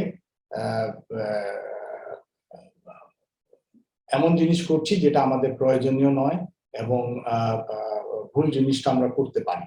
এবং যে জায়গাটা আসছে যে এখানে বিদেশি স্থপতিরা আমাদের দেশে এসে আমাদেরকে শেখাবে যে আমরা কিভাবে আসলে তোমরা কাজ করতে যাও না, এভাবে আসলে কাজ করলে তোমরা তোমাদের স্বাস্থ্য, তোমাদের পরিবেশ, তোমাদের জলবায়ু পরিবর্তন থেকে ঠেকাতে পারবে। তো এই জিনিসটাতে আমরা নিজেরা যদি আমাদের এডুকেশন এবং রিসার্চ যদি স্ট্রং বেস করতে পারি, তাহলে আমি মনে করি যে এটা একটা সুন্দর দিকে এগিয়ে যাবে। এবং আমাদের সাথে এখন রয়েছে ফারহান আসকারী। ফারহান সুদূর ইউএসএ তে আছে, ক্যান্সাসে অনেকদিন ধরে। আমরা এই যে ডিজাইন দিয়ে যে আমরা একটা মানুষের জন্য স্থাপত্য, ভালো স্থাপত্য করতে পারি, এবং আমাদের যে বাংলাদেশ 2024 সালে উন্নয়নশীল দেশে রূপান্তরিত হবে বা আমরা সেই লেভেলটা পাবো ইউনাইটেড নেশনস থেকে, এবং তখন দেখা যাবে এখানে অনেক বেশি ইনভেস্টমেন্ট আসবে, অনেক ধরনের আন্তর্জাতিক স্টাইল তৈরি হবে। কিন্তু আমাদের তো নিজস্ব দেশীয় একটা ধারা, আমি মনে করি স্থাপত্যের যে ধারাটা আমাদের নবীন স্থপতিগুলা এটাকে ধারণ করতে পারছে, এবং সেটার সাথে একটা দ্বন্দ্ব তৈরি হবে যখনই আমার উন্নয়নের কর্মকাণ্ড শুরু হবে, তখন কিন্তু দ্রুত পরিবর্তন হবে। সেটার সাথে আমরা কিভাবে ডিজাইন দিয়ে আমাদের নিজস্ব স্বকীয় স্থাপত্য ধারা সেগুলি সলিউশন করতে পারবো কিনা আমাদের স্থপতিরা এই সময়, এবং সেই সময় এই clean environment and healthy world তৈরি করার আমাদের সেই মানসিকতা তো থাকবে কিনা, এটা নিয়ে তোমার মন্তব্যটা আমি শুনতে চাই। এবং সেই সাথে অবশ্যই আমরা কি স্থাপত্য দিয়ে পরিচ্ছন্ন পরিবেশ সেটাকে আমরা করতে পারি। ধন্যবাদ তিতাস ভাই গুরুত্বপূর্ণ প্রশ্ন করার জন্য। আপনার প্রশ্নটা ইন্টারেস্টিং ইন ফিউচার ওরিয়েন্টেড প্রশ্ন করছেন যে ভবিষ্যতে আমরা কিভাবে এটাকে ট্যাকেল করব। বাট আমি এই প্রশ্নটা উত্তর দেবার আগে, এটা একটা বড় ধরনের প্রশ্ন এবং স্পেকুলেটিভ টু সাম এক্সটেন্ট, কিন্তু তার আগে যাবার আগে আমি বাকি অন্যান্য আলোচকদের সব পয়েন্টগুলো শুনতেছিলাম এবং আমার একটা জিনিস মাথায় আসলো, যে একটা জিনিস আমি আপনাদেরকে তুলে ধরতে চাই। সেটা হচ্ছে যে স্বাস্থ্য বা হেলথ, যেটা আমরা বুঝতেছি বা ইউজ করতেছি আমাদের ভোকাবুলারিতে আজকে ডিসকাশনে, স্বাস্থ্য এটা কি একটা সার্বজনীন ধারণা? এটা হচ্ছে আমার প্রথম প্রশ্ন। স্বাস্থ্য বলতে আমরা কি বুঝাই বা হেলথ বলতে আমরা কি বুঝাই? এবং এটার সাথে আমি একটু রিলেট করব আদনান স্যারের ইন্টারেস্টিং একটা হিস্টোরিক রিলেশনশিপ, যে স্বাস্থ্যের যে মডার্ন মুভমেন্টের মধ্যে স্বাস্থ্যের ধারণাটা প্রথমত আসছিল এপিডেমিক থেকে, প্লেগ হোক, টিউবারকিউলোসিস হোক ইত্যাদি থেকে, নগরায়ন যে হলো উন্নয়নের বিভিন্ন ধরনের ডেভেলপমেন্ট প্রক্রিয়া শুরু হয়েছে ভিক্টোরিয়ান এজ থেকে আপ টু মডার্ন টাইম পর্যন্ত।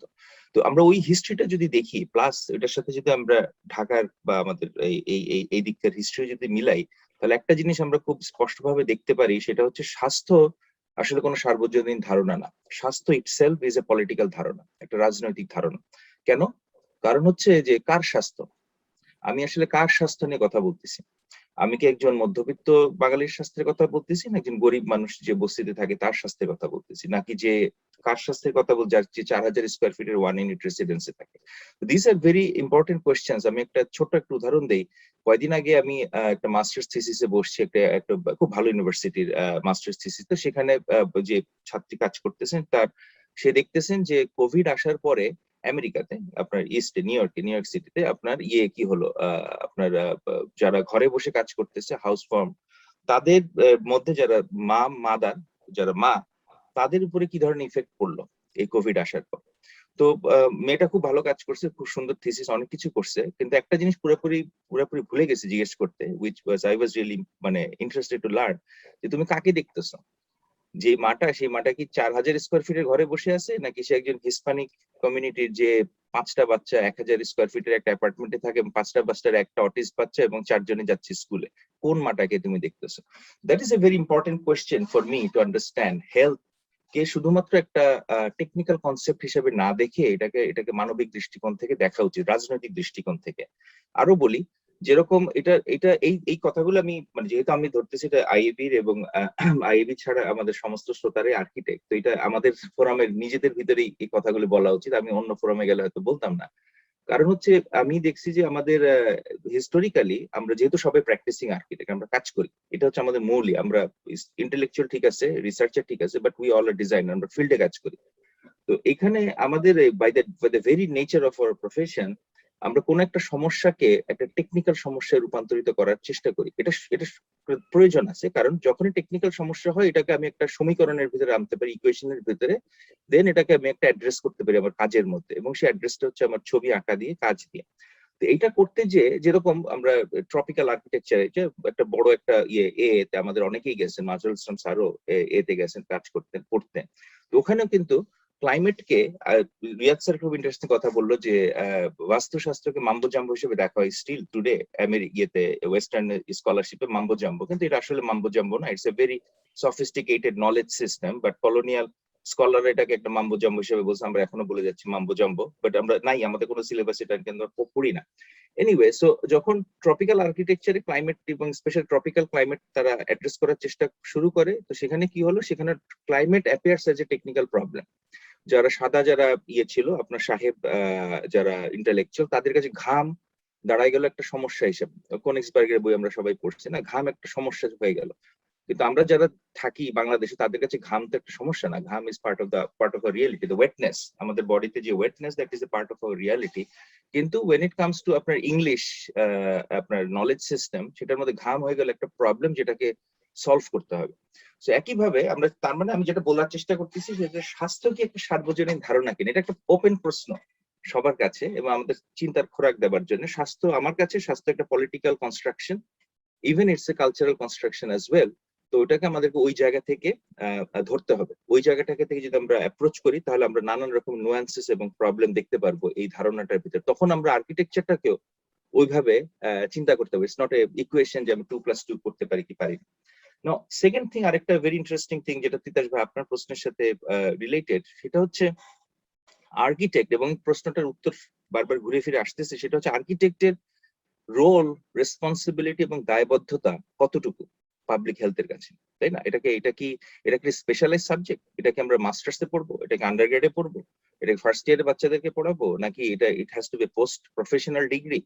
এটা কোথায় পড়াবো আমরা, এবং কোথায় এটাকে আমরা ইন্টিগ্রেটেড করবো? এটা একটা open question. Again this is a very open question. আমার ইউনিভার্সিটিতে আমাদের 5 বছরের কোর্স হয়, 3 বছরের মধ্যে ন্যাবের অ্যাক্রিডিটেশন ক্রাইটেরিয়া ফুলফিল হয়ে যায় বাংলাদেশে, যেটা হচ্ছে আপনার সার্টিফাইড পরের 2 বছর বাচ্চাদেরকে পড়তে হয়, কিন্তু সেই 2 বছর তারা একটা স্পেশালাইজড জিনিসে তারা করবে, এবং বেশিরভাগ ছাত্রই আজকাল আপনার আইদার করতেছে স্বাস্থ্যের উপরে, হেলথ। সো এটা একটা model, it is not an ideal model. বিভিন্ন স্কুলে বিভিন্ন মডেল আছে, বাট ইট হ্যাজ, যেটা আদনান স্যার বললেন, it has already been recognised in the US, যে এটা স্কুলের বাইরে পোস্ট প্রফেশনাল ডিসকোর্স না, এটা একটা স্কুলের ভিতরে আমাদেরকে শুরু করতে হবে। ডিসকোর্সটা কোথায় করবো, এটা নিয়ে চিন্তা ভাবনা আছে, এটা নিয়ে করতে হবে। বাট আমি যেটা বলতে চাচ্ছি সেটা হচ্ছে আমাদের দায়বদ্ধতা কতটুকু আর্কিটেক্ট হিসাবে, ডিজাইনার হিসাবে পাবলিক হেলথের প্রতি। আমি বলবো এই প্রশ্নটাকে অ্যাপ্রোচ করার আগে, এগেইন আমার কাছে কোনো উত্তর নাই, কিন্তু মেথডটা কি হওয়া উচিত সেটা আমি বলতে চাই। আমাদের প্রফেশনটাকে আমাদেরকে 2টা ভাগে দেখা উচিত, এবং আমি সেভাবেই দেখি এবং সেভাবে আমি বলি সব জায়গায়।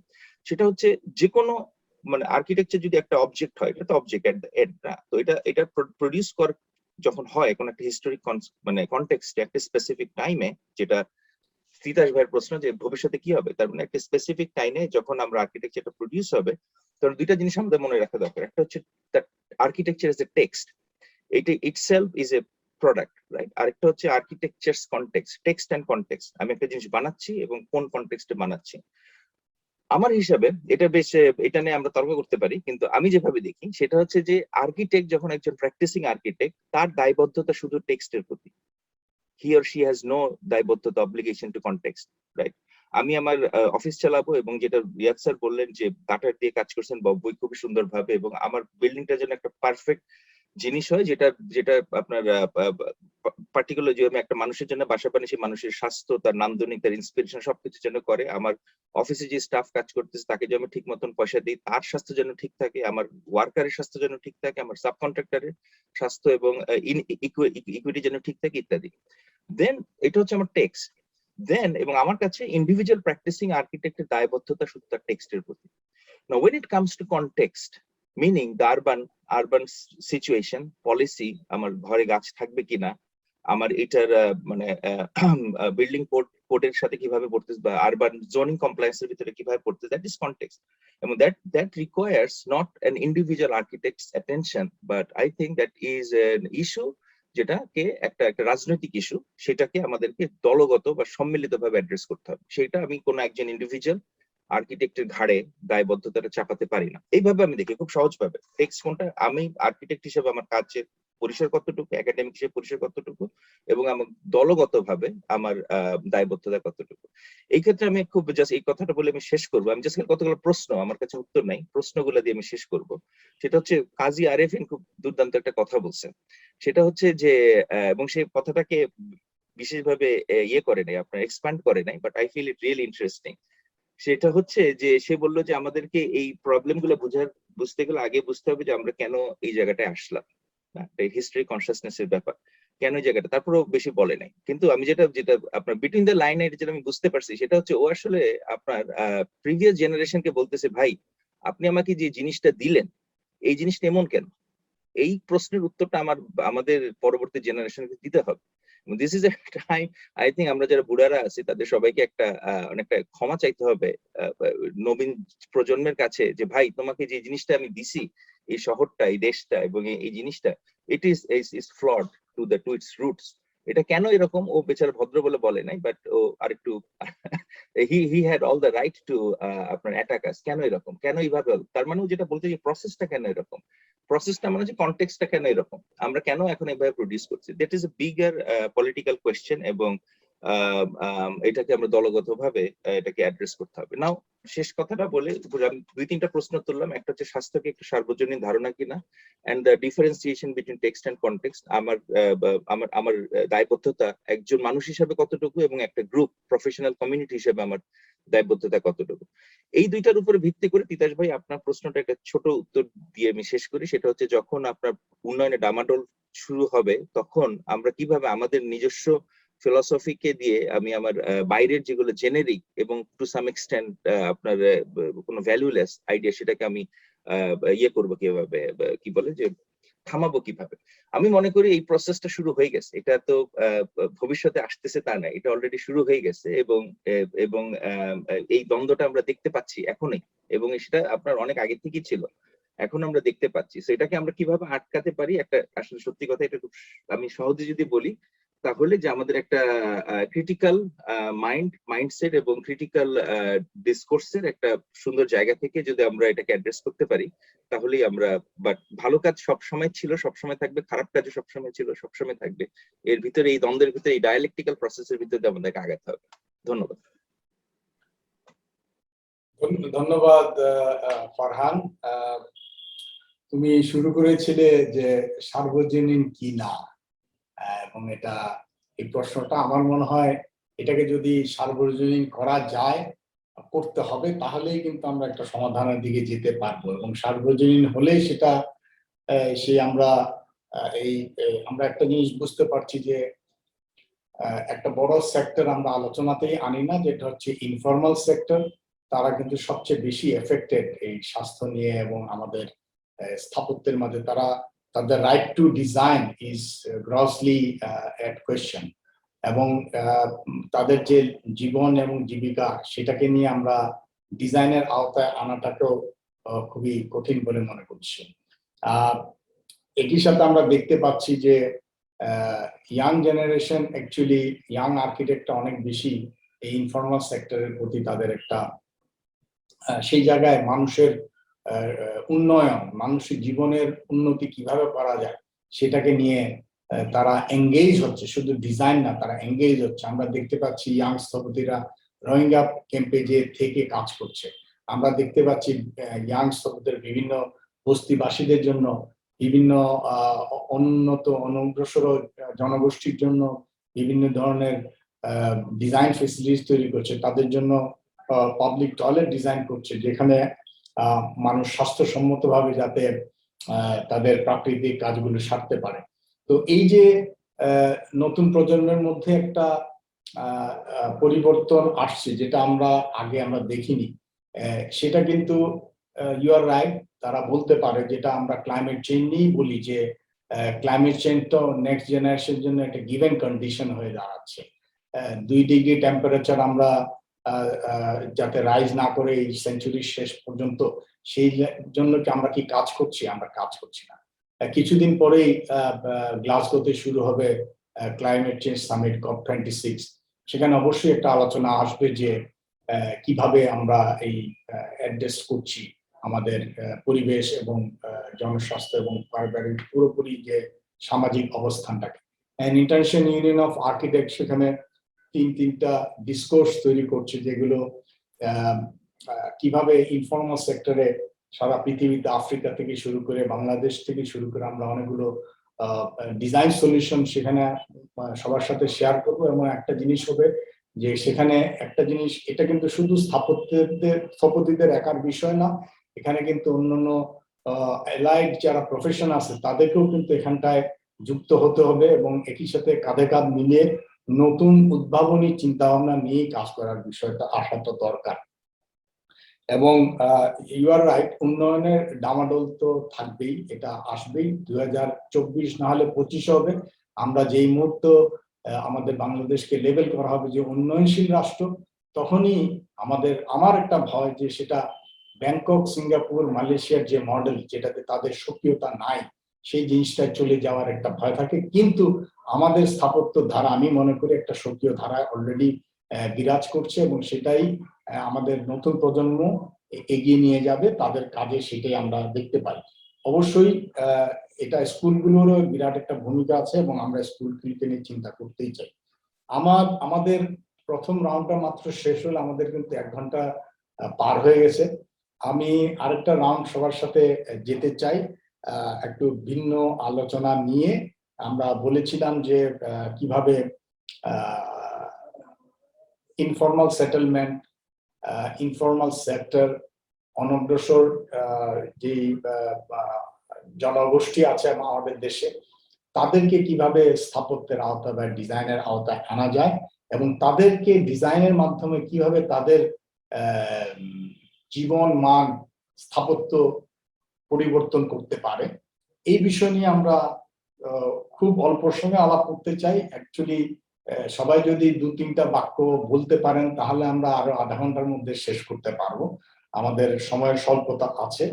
তো এই যেমন আমাদের একটা অভিজ্ঞতা হচ্ছে, হাতিরঝিল প্রজেক্ট করার পর তার আশেপাশে যে বস্তিবাসী যারা ছিল, তাদের বিকেলবেলা লিভিং রুম হিসাবে হাতিরঝিলের পার্কটা ব্যবহৃত হতো, এবং তাদের সেই বস্তির ঘিঞ্জি পরিবেশ থেকে তার জন্য খোলা আকাশ, খোলা বাতাস, এবং যদিও সেই সময় হাতিরঝিলের পানি অনেক দূষিত ছিল, এখন কিছুটা বেটার হয়েছে।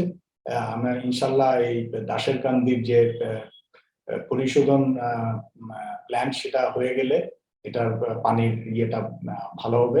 কিন্তু তার জন্য একটা লিভিং কোয়ার্টার আমরা তৈরি করলাম। এই যে আমার শহরের যে আমরা দালান কোঠাটাই বানাচ্ছি, কিন্তু দালান কোঠার মাঝখানে যে জায়গাটা, সেই স্পেসটা তো অবশ্যই একটা মহল্লা পাড়া তৈরি হচ্ছে একসাথে যদি করে, আর 3-4টা মহল্লা মিলে আমার শহর হচ্ছে, এবং তার সাথে রাস্তাঘাট হচ্ছে, খোলা জায়গা আমার শহরে মাত্র 3 থেকে 4%, যেটা বলা হচ্ছে যে ইউএন হ্যাবিটাট বলছে যে অ্যাটলিস্ট 30 to 40% একটা শহরের খোলা জায়গাটা থাকাটা দরকার, যেটা গ্রিন থাকবে, যেটা আসলে পাবলিক হেলথকে ক্লিন এয়ার তৈরি করার জন্য আমাদের সবাইকে সহযোগিতা করবে।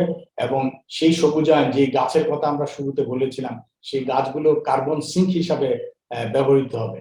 তো এই সমস্যার আসলে সমাধান আমাদের আলোচনায় আসবে না, কিন্তু সমাধানের যে চিন্তা ভাবনা, উদ্ভাবনী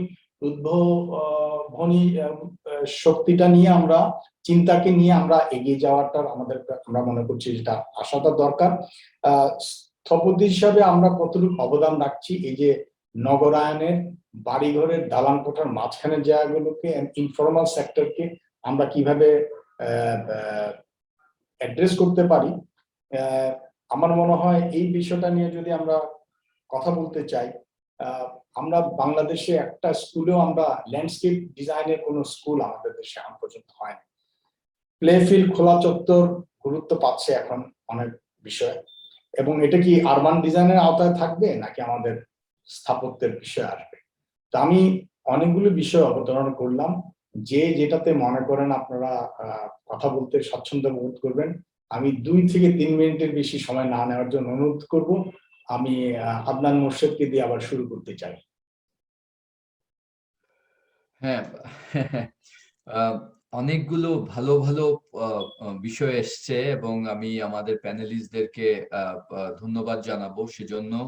কয়েকটা খুবই সংক্ষেপে যদি তিতাস কয়েক মিনিটের মধ্যে শেষ করতে চাই, তো আমি একটু রিক্যাপ যদি করতে পারি কয়েকটা প্রশ্ন, সেটা থেকে আমি ওই যে আমাদের ইনফর্মাল সেটেলমেন্টের বিষয়টাতে যেতে চাই। একটা হচ্ছে যে আরিফিন একটা ভালো কথা বলেছে যে আমরা শুরুতে আবার একটু ফিরে যেতে পারি কিনা, আমরা একটু, ইন আদার ওয়ার্ডস, আমরা আমাদের নলেজ প্রোডাকশনকে ডিকলোনাইজ করতে পারি কিনা, ঔপনিবেশিক জ্ঞান উৎপাদনের যন্ত্র থেকে আমরা কিছুটা বের হয়ে আসতে পারি কিনা, সেটা একটা ভালো প্রশ্ন। এবং অবশ্যই পারি, সেজন্য সহজ উত্তর হচ্ছে আমাদের স্থানীয় জ্ঞান উৎপাদনের প্রসেসটাকে অ্যাক্টিভ করতে হবে। ওই জন্য আমি বারবার বলছিলাম যে আমাদের গাছের নামগুলা জানা উচিত। আমি রিয়াদের সাথে একমত যে আমাদের নতুন প্রজন্ম, আমার 2017 সালে একটু কাছ থেকে দেখার সুযোগ হয়েছিল 1 বছরের জন্য, ওখানে আমি দেখেছি যে নতুন প্রজন্ম অনেক বেশি উৎসাহী সমাজে ন্যায় বিচার আনার ব্যাপারে। তো নতুন প্রজন্মের ওই ইচ্ছাটা খুবই জোরালো ভাবে আছে। তো আরিফিনের ব্যাপারটা, ডিকলোনাইজ নলেজ করতে পারি কিনা, নলেজকে ডিকলোনাইজ করতে পারি কিনা। রিয়াদ আর একটা ভালো প্রশ্ন এনেছে, সেটা হচ্ছে যে অ্যাস্থেটিক্স এবং হেলথ, এই দুইটা তো আসলে মিউচুয়ালি এক্সক্লুসিভ না, এগুলো এটার সাথে একটা ওতপ্রোত ভাবে জড়িত। তো আমি বলবো যে আসলে অ্যাস্থেটিক্স এর সংজ্ঞাটাও সম্প্রসারণ করতে হবে, স্বাস্থ্যের সংজ্ঞাটাও সম্প্রসারণ করতে হবে। এই সম্প্রসারণেই কিন্তু আমরা দেখতে পাবো যে এই দুটো জিনিস আসলে শুরু থেকেই ওতপ্রোতভাবে জড়িত। ফারহান একটা খুবই গুরুত্বপূর্ণ প্রশ্ন করেছে যে কার স্বাস্থ্য। আমরা যখন স্বাস্থ্যের কথা বলি, জনস্বাস্থ্যের কথা বলি, তখন আমরা প্রায়ই ভুলে যাই যে আমরা কাদের স্বাস্থ্যের কথা বলছি। আসলে আমি উত্তরটা দিব এইভাবে যে আসলে আমরা মধ্যবিত্ত এবং মধ্যবিত্তের স্বাস্থ্যটার কথাই বলছি। আসলে মধ্যবিত্ত না, উচ্চবিত্তের স্বাস্থ্য নিয়েই আমরা বেশিরভাগ সময়ই আমরা আমাদের আরবান প্ল্যানিং এ রিসোর্স অ্যালোকেশন করি। আমাদের যে এক্সপার্টিজ, সম্পদের বন্টনটা করি আমরা উচ্চবিত্তকে মাথায় রেখে। সেজন্যই আমরা গুলশান বনানীর ফুটপাত বড়, কিন্তু কাঁঠাল বাগান আর ওই তেজকুন্নি পাড়ার ফুটপাতই নাই, পুরন ঢাকায় ফুটপাতই নাই।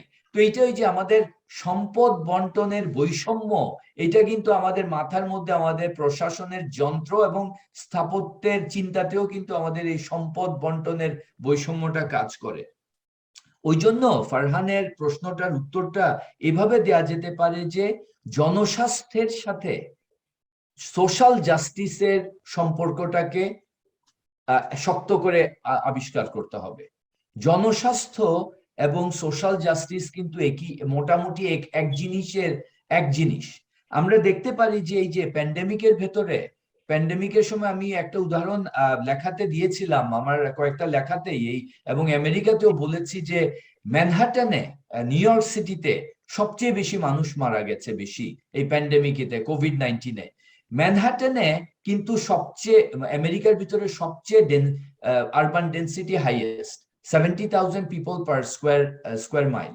কিন্তু ব্রঙ্কসে, আরেকটা নিউ ইয়র্ক সিটির আরেকটা জায়গায় অনেক কম ডেন্সিটি, কিন্তু ব্রঙ্কসে মারা গেছে মানুষ সবচেয়ে বেশি, নট ম্যানহাটন।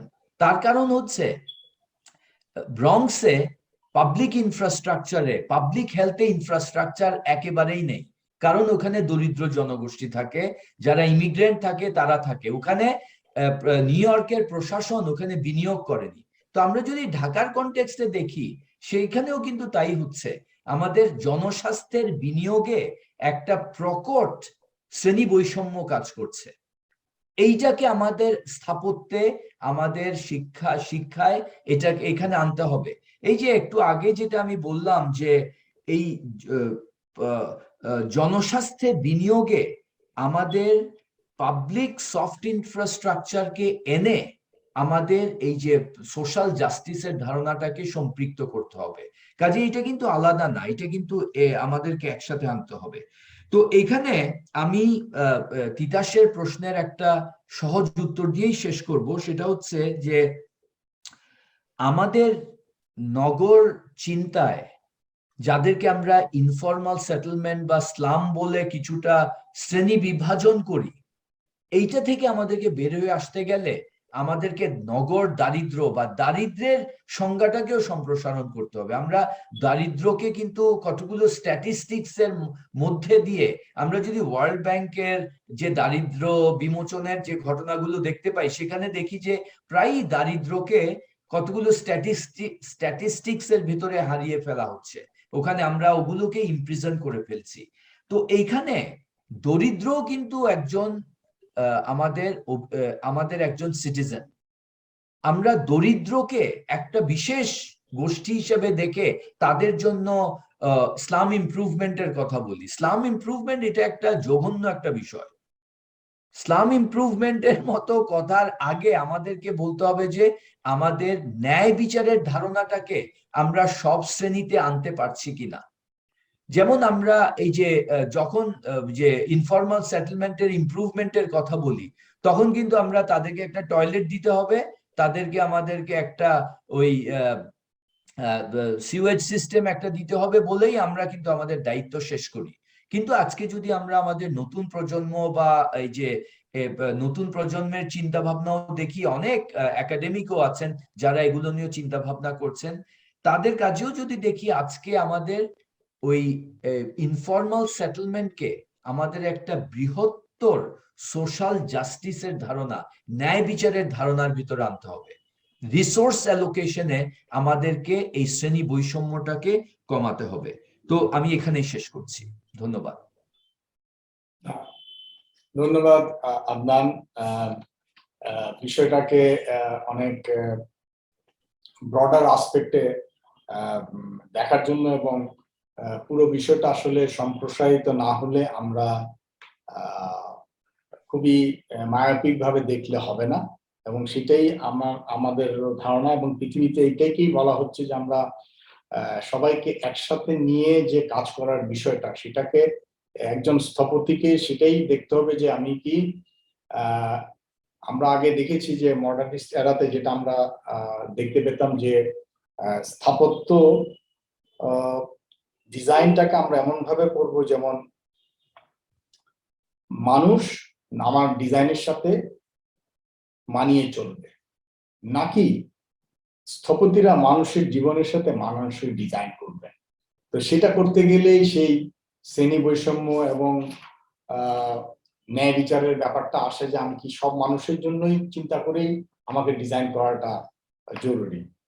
আমি অ্যাকচুয়ালি আদনানের বক্তব্যের মাধ্যমে আমরা একটা সামারি আসলে এখানে পেয়ে গেলাম সবার সাথে কি আলোচনা করছি, কিন্তু আমাদের হাতে সময় আরো 15 মিনিট সময় আছে। আমি বাকি আরো 3 জনের কাছে যাচ্ছি।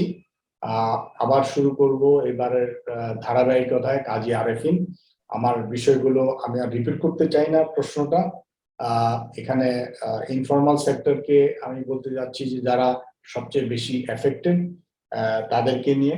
তোমরা নিজেরাও একটা ছোট বাচ্চাদের জন্য একটা খেলার জায়গা করেছো, যে জায়গাটা রিসেন্টলি অ্যাওয়ার্ড পেয়েছে, এবং এই যে তার একটা বাচ্চার স্বাস্থ্যগত দিকটাকে তোমরা এটা অ্যাড্রেস করেছো, তো এটা নিয়ে যদি তুমি কিছু বলো। Thank you. আসলে কুইকলি বলার কারণে এর আগেও আমার অনেক মেসেজ গুলো হয়তো ঠিকভাবে দিতে পারি নাই, বাট অবশ্যই বিজ্ঞ প্যানেলরা এই জিনিসটা আসলে বুঝে নিয়েছে। তো আসলে আমি আবার আদনান স্যার যেখানে শেষ করলেন এবং আমিও লাস্টে যেখান থেকে শেষ করলাম সেখান থেকে শুরু করব, বাট ইন্টারেস্টিংলি আসলে টপিকের একটা অ্যালাইনমেন্ট হয়ে গেছে, যেটা হচ্ছে ইনফর্মালিটি। আর যেটা বলা হলো যে বাচ্চাদের একটা প্লেগ্রাউন্ড, এখানে হচ্ছে ফারহান ভাই একটা ভালো কথা বলেছেন। a lot of thinkings in the architecture and space productions are political, but আমার ধারণা যে আমরা অনেকেই যারা প্র্যাকটিস করি, ইভেন আমাদের মধ্যে একাডেমিয়াতেও অনেকে আছে যারা আমরা শুধু ডিজাইন নিয়ে কাজ করি, যারা একটু থিওরির বাইরে, এটাকে আমরা ভুলভাবে ব্যবহার করি বা ভুলভাবে নেই। যেমন ইনফর্মালিটি, এইটার ডেফিনেশনটা থেকেও যদি আমরা দেখি, ইনফর্মালিটি আজকাল সব আলোচনায় এটা আসতেছে, বাট ইনফর্মালিটিটা কেন একটা টার্মিনোলজি হিসেবে আসতেছে, এইটা যদি আমরা বোঝার চেষ্টা করি, এটা হচ্ছে যেটা এর আগে আমি যখন শেষ করলাম যে এই জায়গাটায় থেকে, যে আরবান ডিজাইন বা আর্কিটেকচার নিয়ে আমাদের তো অরিজিনাল কোনো এডুকেশন ছিল না। তো একটা সময়ে এসে দেখা গেল যে যখন এটা টোটালি হচ্ছে ইউকে, ইউএসএ এবং ইউরোপ বেসড, একটা সময়ে এসে দেখা গেল গত শতাব্দীর মাঝামাঝিতে, তখন বোঝা গেল যে অনেক ইন্ডিপেন্ডেন্ট কান্ট্রি আসতেছে, অনেক গ্রোথ হচ্ছে, বিকজ শহর তো ভেহিকেল হিসেবে কাজ করবে গ্রোথের জন্য। তখন অনেক কিছু বাদ পড়ে গেছে, আমি সোজা বাংলায় যদি বলি। তো তখন অনেক কাজ করা যখন শুরু হইলো, তখন আসলে এই টার্মটা কিন্তু ইন্ট্রোডিউস করা হলো informality. It's a quite old term, it's not a very new term. Informality এটা জিওগ্রাফি, আর্কিটেকচার এবং আরবান স্টাডিজ এবং ক্রিটিক্যাল লিটারেচারে এটা সবচেয়ে বেশি প্রবাবলি ইউজ হয়, বাট আমাদের একটু এটা বোঝা দরকার যে এটা আসলে মানেটা আমরা কি বুঝি। ইনফর্মালিটি যেটা বলা হয় সেটা হচ্ছে, এটা মানেই হচ্ছে এক্সেপশন এন্ড অ্যাম্বিগুইটি। এখন আমরা যখন ডিজাইনার হিসেবে, আর্কিটেক্ট হিসেবে এই স্পেসটা নেভিগেট করব, তখন আমাদেরকে বুঝতে হয় একটা অ্যাম্বিগুয়াস একটা ইয়েতে, এবং যেখানে এক্সেপশন বলা হয় এটার মধ্যে আমরা কিভাবে নেভিগেট করতেছি। So we have to be very careful about that. So এই জায়গাটাই কিন্তু ইনফর্মাল সিচুয়েশনে বা এই ডেফিনেশন আন্ডারে যে স্পেস প্রোডাকশন যেটা হয়, এটা কিন্তু টোটালি টেরিটোরিয়াল লজিক দিয়ে হয়। এটার মধ্যে একটা পাওয়ার, একটা পাওয়ার ডাইনামিক্স এন্ড একটা সার্ভাইভাল স্ট্র্যাটেজি থাকে। সো এটা আবার অল্প কথার কারণে হয়তো পুরোপুরি ইয়ে করতে পারবো না, জাস্ট আমি আসলে ওই কেয়ারফুলের জায়গাটাই ইয়ে করতে চাই। সো ইনফর্মালিটিকে আসলে একটা থিওরি হিসেবে দেখা যায়, ইটস নট এ স্পেস। আরেকটা জিনিস হচ্ছে, এটার সাথে আমি যেহেতু রিক্যালিব্রেশন প্রসেস নিয়ে আমার আলোচনাটা শুরু করছি একদম শুরুতে, এখানে আরেকটা প্রসেস থাকে, সেটাকে ওয়ার্ল্ডিং যেটা বলা হয়। একদিকে ইনফর্মালিটি, আরেকদিকে গ্লোবালি যেভাবে বিশ্ব আগে যাচ্ছে, এটাকে ডিজাইনারে কেমনে একসাথে কম্প্রিহেন্ড করবে, কেমনে এত কিছু আর্টিকুলেট করবে। তো তখন একটা কিন্তু অবশ্যই আমরা ওয়ার্ল্ডিং প্রসেস মানে কিন্তু আসলে বুঝতে পারি যে গ্লোবাল স্ট্র্যাটেজি যেগুলো নেয় প্রতিটা শহর, এখন অনেক বেশি নেওয়া হচ্ছে। তিতাস ভাই একটু আগে একটা ফিউচার ওরিয়েন্টেড কোশ্চেন করেছেন। তো তখন এটা বুঝতে হবে যে এটা কোনোটাই বাদ দিয়ে আমরা আগাইতে পারবো না। তখন একটা ভাবে আগানো যায়, যেটা এগেইন যেটাকে বলা হয় কন্টেস্টেড আরবানিজম। কন্টেস্টেড আরবানিজমটা যদি আমরা আসলে একটু বুঝি, যে এটার ভিতরে কিন্তু বলাই হচ্ছে কনফ্লিক্ট থাকবে, সোশ্যাল ডাইনামিক্স নিয়ে কাজ করতে হবে, ডিজাইন ইন্টারভেনশনে যখন করতে হবে। সো কনফ্লিক্ট যে পার্ট অফ দ্য প্রসেস, এইটা কিন্তু আমরা মানতে চাই না, হতাশ হয়ে যাই আমরা। এক পক্ষে অনেক বলেন এই যে ঢাকা শহরে অনেক কিছু হচ্ছে, আমরা নিউজ পেপারে লিখতেছি, প্রোটেস্ট করতেছি। I don't think these are the right tools for architects or designer or planner to communicate or to convey a message. আমাদের যে টুলটা মিসিং, এটা হচ্ছে এই শতাব্দীর প্রবাবলি সবচেয়ে বড় প্রশ্ন ডিজাইনারদের মধ্যে। অন্যান্য জায়গায় যেমন টেকনোলজি অনেক আগে গেছে, সোশ্যাল সায়েন্স পিছিয়ে থাকার কারণে আমরা আসলে কিন্তু আর্কিটেক্ট এবং ডিজাইনার এবং আমি মিন করতেছি একাডেমিক এবং সবাই, আমাদের কাছে রাইট পলিটিক্যাল টুলস নাই, রাইট কমিউনিকেশন টুলস নাই, এবং রাইট ডিজাইন টুলসও নাই। সো সেক্ষেত্রে কিন্তু এগেইন আমি এটা এর সাথে একটু একমত করবো যে এই টুলস গুলো আসলে আমরা এই কিভাবে নিয়ে আসলে চিন্তাটা যদি শুরু করতে চাই, ফারহান ভাই যেটা বলেছেন, এটা তো একটা পলিটিক্যাল চিন্তা।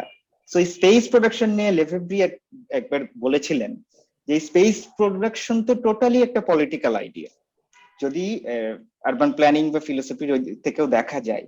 তো পলিটিক্যাল জায়গাতে কিন্তু আমরা আসলে খুব বেশি কথা বলার চেষ্টা করি না, পলিটিক্স হয়তো রং ভাবে আমরা অনেক সময় এটা কনভে করি। তো এখানে তো টেনশন একটা থাকবে নলেজ এন্ড পাওয়ারের ভিতরে, আমাদেরকে আসলে ওইটার ভিতর দিয়েই শিখতে হবে কিভাবে আগাইতে পারি। তো এরকম আরেকটা কারেকশনের দরকার আমার মনে হয়, বা রিক্যালিব্রেশনের দরকার মনে হয়, যখন আমরা বলি স্যার যেটা বললেন ডিকলোনাইজিং ডিকনস্ট্রাকশন নিয়ে যখন আর্কিটেক্টের কথা বলি, আমরা তো অনেক বেশি বিল্ডিং ফোকাস, আমরা এই ডিকনস্ট্রাকশন ইন বিল্ডিং নিয়ে চিন্তা করি। বাট এখন গ্লোবালি যে জায়গায় আমরা অবস্থানে আছি, সেটা এখন শুধু আর্কিটেক্টরা আলাদা বিল্ডিং করলে, বিল্ডিং নিয়ে চিন্তা করলে ওই ছোট একটা বিল্ডিং এ করা পসিবল হবে না। সো এই জন্য আমার মনে হয় ডিকনস্ট্রাকশনের থেকে decolonize is much better term, because it's a very democratic term. কিভাবে একটা ডেমোক্রেটিক প্রসেস আসলে ডেভেলপ করা যায় education and learning and knowledge creation and প্রোডাকশনের মধ্যে, ডিজাইন প্রসেসের মধ্যে।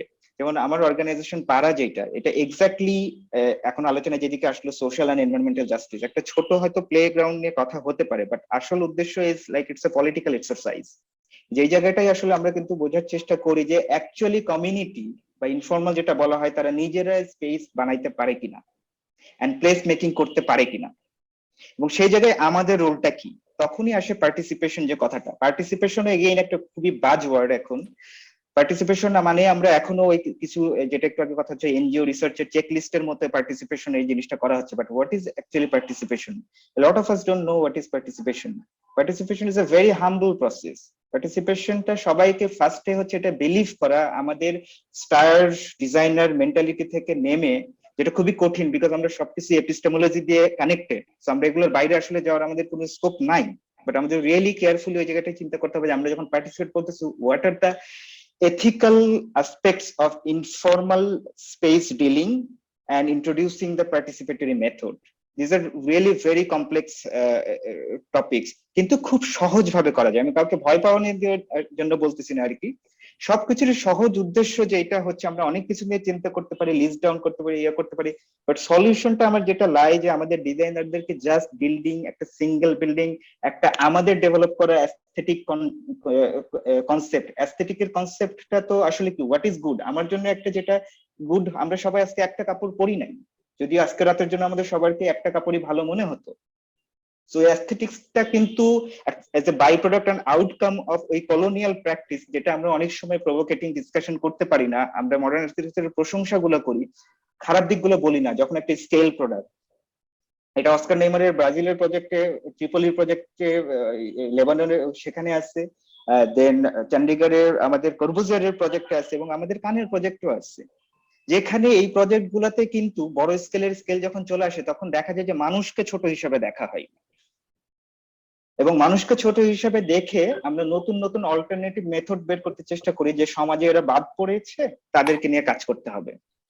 সো আমাদের এই ক্রিটিসিজমের লেন্সটাও একটু ঠিক করতে হবে, যে আমরা স্কেল প্রজেক্ট নিয়ে যখন আলোচনা করতেছি মডার্ন আর্কিটেকচারের, এটা খারাপ দিকটা কি, কানেরই ডিজাইন করা একটা রাস্তায় কি আসলে মানুষ আমরা হাঁটছি কতটুকু, অন্য একটা রাস্তা যেটা ইনফর্মালি হয়তো বেশি হাঁটছি। তো এই ওই ক্রিটিসিজমের দিকে যাব না, আমাদের আসলে অনেক চিন্তা ভাবনা পরিবর্তনের ব্যবস্থা করতে হবে।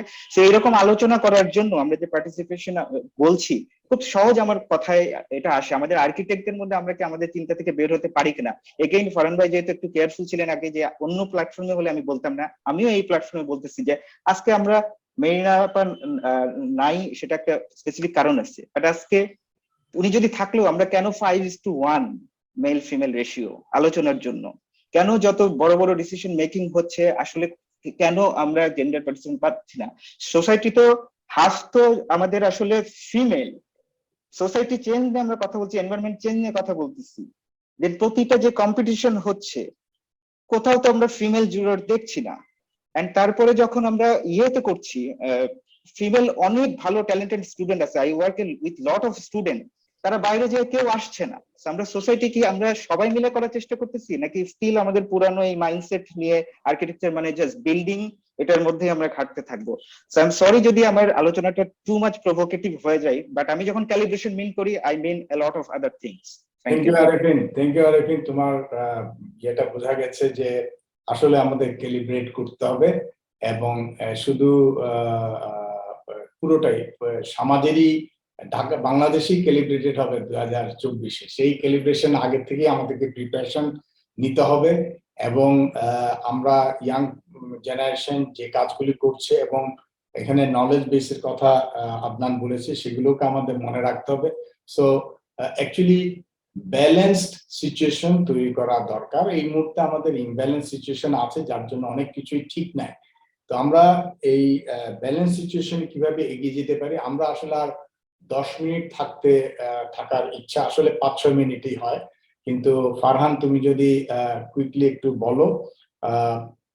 বেসিক্যালি আমরা প্রশ্নের কাছে যাচ্ছি না, কিন্তু যেটা হচ্ছে স্থাপত্যটা কার জন্য। আমি কি সেই আমি এটা কলোনিয়াল বলবো না, বাট মডার্নিস্টদের একটা ছিল যে মানুষের জন্য স্থাপত্য করছি, মানুষ সেই স্থাপত্যের সাথে অ্যাডাপ্ট করে নিবে।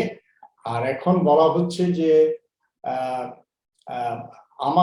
আমি এজ এ ডিজাইনার মানুষকে বুঝে এমন জিনিস করবো যাতে আমি তার সাথে মিলে যেতে পারি বা তার সাথে সামঞ্জস্য রাখতে পারি। এবং এটা করলে আসলে এই ক্লিন এয়ার বলি আর আমাদের ক্লাইমেট চেঞ্জ বলি আর সামাজিক জাস্টিস বলি সবকিছুই আমরা করতে পারবো। ফারহানের পরপরই আমরা শেষ করব মাহমুদ আলাম রিয়াদকে দিয়ে। তো তুমি যদি 5 মিনিট বলেছিলাম, 3 মিনিট, আর রিয়াদকেও আমি 3 মিনিট দেবো। Thank you. ধন্যবাদ তিতাস ভাই। আমি 1 মিনিটে বলার চেষ্টা করতেছি। আসলে আরিফিন সবকিছু আরিফিন এবং আদনান স্যার মোটামুটি খুব সুন্দরভাবে আমাদের ডিসকাশনটাকে র্যাপ আপ করছে। তো আপনি যে প্রশ্নটা তার ডাইরেক্ট উত্তর যদি দিতে হয় যে মানুষের জন্য স্থাপত্য কি মানুষের জন্য নাকি মানুষ স্থাপত্যের জন্য, তাই না? মানে এটা কি দুই রকম। যেরকম আরিফিন বললো যে যেই সময় উদাহরণগুলো দিল যে 40-50-এর সময় তখন খুব মনুমেন্টাল বিল্ডিং হতো এবং মানুষকে ছোট করে দেখানোর একটা ব্যাপার ছিল। তো that's of course that's very true, but also আমাদেরকে বুঝতে হবে যে মানে এই যে এবং কাজী আরো বললো আরিফিন যে কন্টেস্টেড মানে পার্টিসিপেশন মানে কিন্তু আসলে একটা প্রসেস অফ কন্টেস্টেশন, তাই না? ভিন্ন মত থাকবে এবং ভিন্ন মতের মধ্যে বিরোধ থাকবে, এইভাবেই পৃথিবী চলবে। পুরো পৃথিবী হোমোজেনাস আইডিয়া হতে পারবে না। তো সেইভাবে যদি চিন্তা করি তাহলে যেভাবে আমাদের মনুমেন্টাল আর্কিটেকচারের প্রয়োজন আছে, যখন পাবলিক আর্কিটেকচার আসবে তখন people has to feel that যে I am part of a broader me, আমি শুধু মানুষ না, মানুষের থেকে বাইরেও একটা বড় কিছু। এখন ওইটা করবো বা লুইকান ঠিক মতন আমার ভীষণ রকমের ক্রিটিসিজম আছে, বাট আমি থিওরির জায়গা থেকে বলতেছি, দর্শনের জায়গা থেকে ওই ধরনের স্থাপত্য প্রয়োজন আছে যেখানে আমি একটা মসজিদে যে বা মন্দিরে যে মনে করবো যে আমার যে নশ্বর জীবন সেটা শুধু না, আমার এই নশ্বর জীবনের বাইরেও ওইটা আমাকে বড় হতে সাহায্য করে, তাই না? এই ধরনের স্পেস যেখানে যে আমি ফিল করবো যে আমি আসলে একজন ইন্ডিভিজুয়াল না, আমি part of A bigger something. So that is, but of course এগুলো এটা হচ্ছে দর্শনের জায়গা থেকে আমি বলতেছি। সো ওইটার একটা প্রয়োজন আছে যে মানুষ, এবং এই প্রশ্নটা তিতাস ভাইয়ের সাথে যুক্ত যে স্পিরিচুয়াল বা মনুমেন্টাল পাবলিক আর্কিটেকচারের প্রয়োজন কি আমাদের সমাজে আছে কিনা। অবশ্যই আমি মনে করি অবশ্যই আছে। একটা জায়গায় যেখানে মানুষ মনে করবে যে আমি আমার থেকে বড় কোনো কিছুর সাথে যুক্ত কিনা, বা আমি আমি আমার জানাটা কতটুকু ঠিক।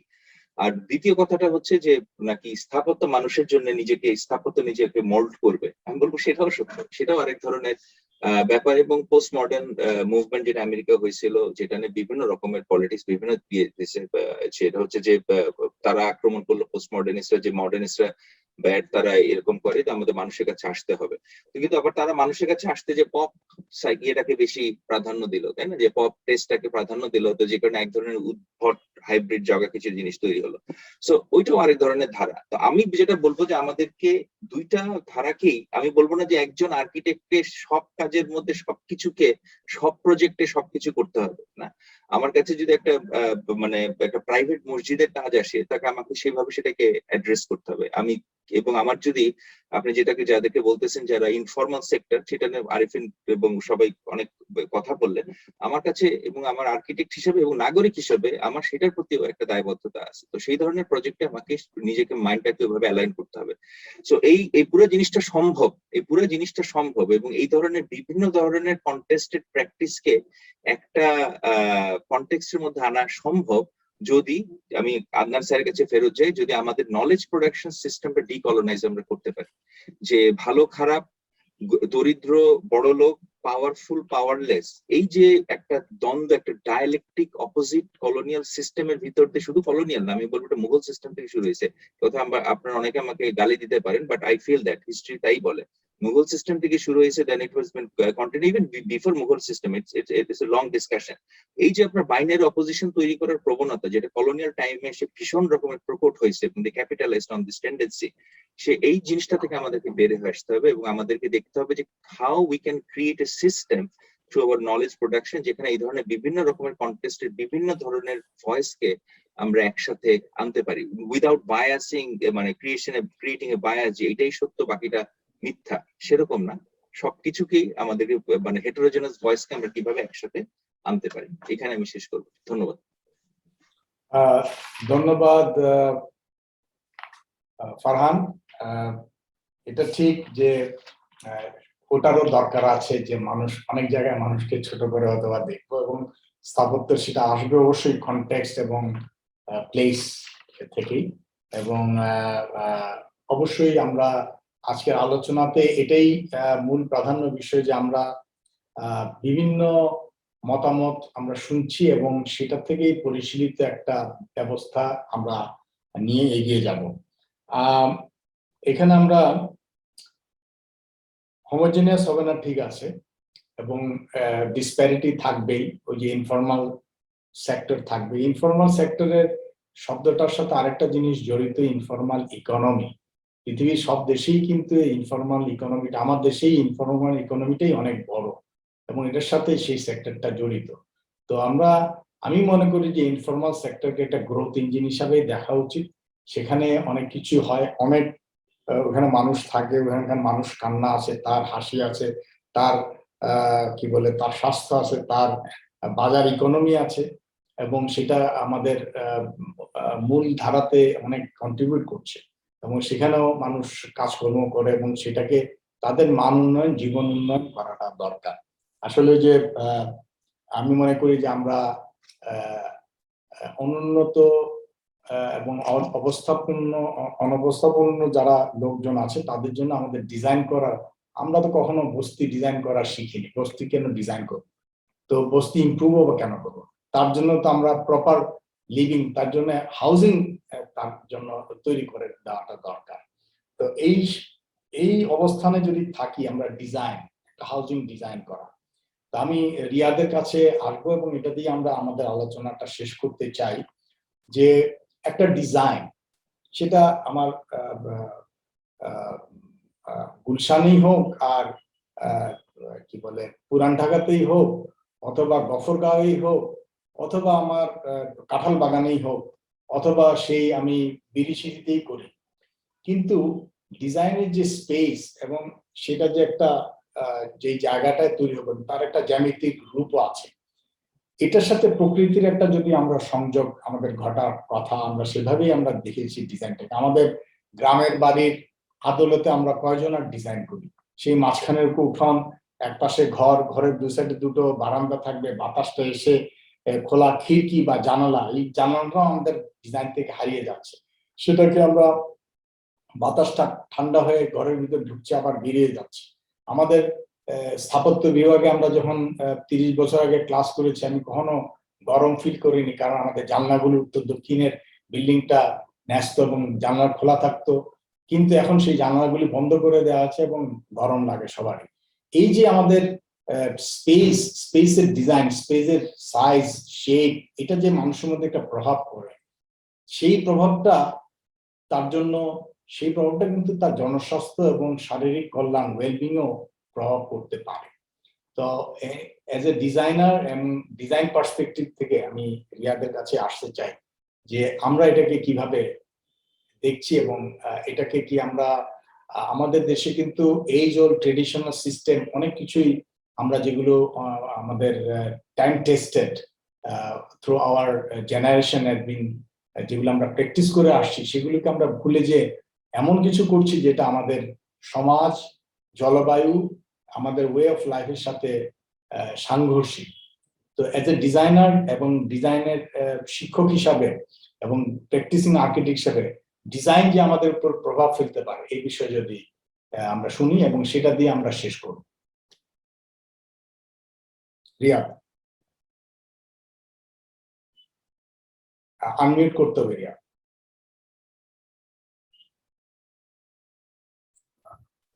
প্রথমে বললাম যে আমার তো প্রায় 10 মিনিট হয়ে গেল। এনিওয়ে, নিউরোসায়েন্সও বলে যে মানুষকে প্রভাবিত করে স্পেস, সো ভালো জায়গা। বা সেজন্য খেয়াল করে দেখবেন যে আমরা কিন্তু অনেক পয়সা খরচ করে গিয়ে হিমালয়ের সামনে গিয়ে দাঁড়িয়ে থাকতে পছন্দ করি, সমুদ্রের সামনে গিয়ে দাঁড়িয়ে থাকতে পছন্দ করি, কিছু কিছু জায়গায় যেতে পছন্দ করি। এটার জন্য কোনো বড় লোক গরিবের প্রয়োজন হয় না। নদীর পাড়ে গেলে ভালো লাগে, লেকের পাড়ে ভালো লাগে, বড় একটা গাছের নিচে গেলে ভালো লাগে। এইটা আমার ভেরি প্রাইমর্ডিয়াল। সো এইটাকে তো আর্কিটেকচার দিয়েও টাচ করা যেতে পারে। আমার অন্য একটা বিষয়ে আমি দৃষ্টিপাত করতে চাই, যে একটা স্থাপত্য সেটা পাথর, মার্বেল পাথর দিয়েই হোক আর সোনা হীরক খচিতই হোক, অথবা একটা বাঁশের হোক বা চটের হোক বা টিনের হোক, একজন স্থপতিকে যিনি এটা যদি এটা ডিজাইন প্রসেস আসে, তাকে কিন্তু একটা সময় দিতে হয় এবং তার সেটার জন্য একটা মূল্য আছে। তো আমাদের ট্রেডিশনাল প্রসেসটা হচ্ছে, যিনি স্থাপত্যটি গ্রহণ করবেন উনি স্থপতিকে একটি কিছু টাকা করে দিবেন, এর বিনিময়ে ওকে সার্ভিসটা দেওয়া হবে। এটা কিন্তু ডাক্তারি তো আছে, আপনি একজন ডাক্তারকে টাকা দিলেন, উনি আপনাকে সার্ভিসটা দেন। কিন্তু আসলে আমাদের সমাজের যারা একটু অর্থনৈতিকভাবে পেছনে আছেন, তাদের স্বাস্থ্যের জন্য কি সরকার কি করেছেন? তারা কি একই মডেলে কাজ করছে? একজন ধনী লোক উনি একটি হসপিটালে গিয়ে ওই ডাক্তারকে যত টাকা দিচ্ছেন, আরেকটি জায়গায় উনি কিন্তু সাবসিডাইজড, অর্থাৎ তাকে ওটা কিন্তু বিনা পয়সায় সরবরাহ করা হচ্ছে, কিংবা এডুকেশনও তাই। এখন স্থাপত্যকে যদি আমরা মনে করি যে আমরা অর্থনৈতিকভাবে পিছিয়ে পড়া জনগোষ্ঠীর কাছে সেম মডেল নিয়ে যেতে পারবো, আমরা পারবো। কারণ আমি একটা উদাহরণ দিই, আমাদের স্টুডেন্ট কাম কলিগ কাম খুবই এক্সেলেন্ট আর্কিটেক্ট, ওয়ান্ডারফুল এক্সাম্পল বাংলাদেশের জন্য। ওরা একটা ছোট্ট বাসা তৈরি করেছে, 1 লক্ষ টাকা না 1.5 লক্ষ টাকায় তৈরি করা যায়। এখন যদি এই বাসাটা তৈরি করতে, আমি একটা ক্যালকুলেট করে দেখেছি যে ওই বাসাটা তৈরি করতে গেলে কত ম্যান আওয়ার লাগবে, এবং ওই প্রসেসে তার সাথে যদি আরো আলাপ আলোচনার ভিত্তিতে করতে চান আরো বেশি ম্যান আওয়ার লাগবে। সেই ম্যান আওয়ারটা ওই বাসার অর্ধেকের সমান খরচ হয়ে যাবে। অর্থাৎ তাহলে ওই প্রসেস এইভাবে একজন উদ্যোগী লোক জনহিতকর কাজে নিজের গাটের পয়সা খরচ করে 2-একটা এক্সাম্পল তৈরি হতে পারে, কিংবা পাড়ার মতো একটা এক্সাম্পল তৈরি হতে পারে যেটা ফান্ডেড, প্রপার ফান্ডিং আছে। তার মানে এটা একটা অল্টারনেটিভ প্রসেসের সময়টা যাচ্ছে, কেউ তো একজন সময় দিচ্ছে। তো আমরা যদি এটাতে লক হয়ে থাকি যে এই মডেলটাই একমাত্র মডেল, অর্থাৎ একজন প্রফেশনাল থাকবেন, আরেকজন এসে তাকে তার টাকার বিনিময়ে তার থেকে সার্ভিস নেবেন, এটা আসলে সমাজের অর্থনৈতিকভাবে পিছিয়ে থাকা জনগোষ্ঠীর কাছে এই মডেলে সাহায্য নেওয়া যাবে না। তার জন্য অন্য মডেল চিন্তা করতে হবে, এবং সেই অন্য মডেল চিন্তা করতে গেলেই আমাকে তখন কিন্তু পলিটিক্যাল উইল বা পলিসি মেকার বা তাদের সাথে তাদের সহযোগিতা একটা মডেল তৈরি করতে হবে। এটা আমার একটা বলার উদ্দেশ্য ছিল।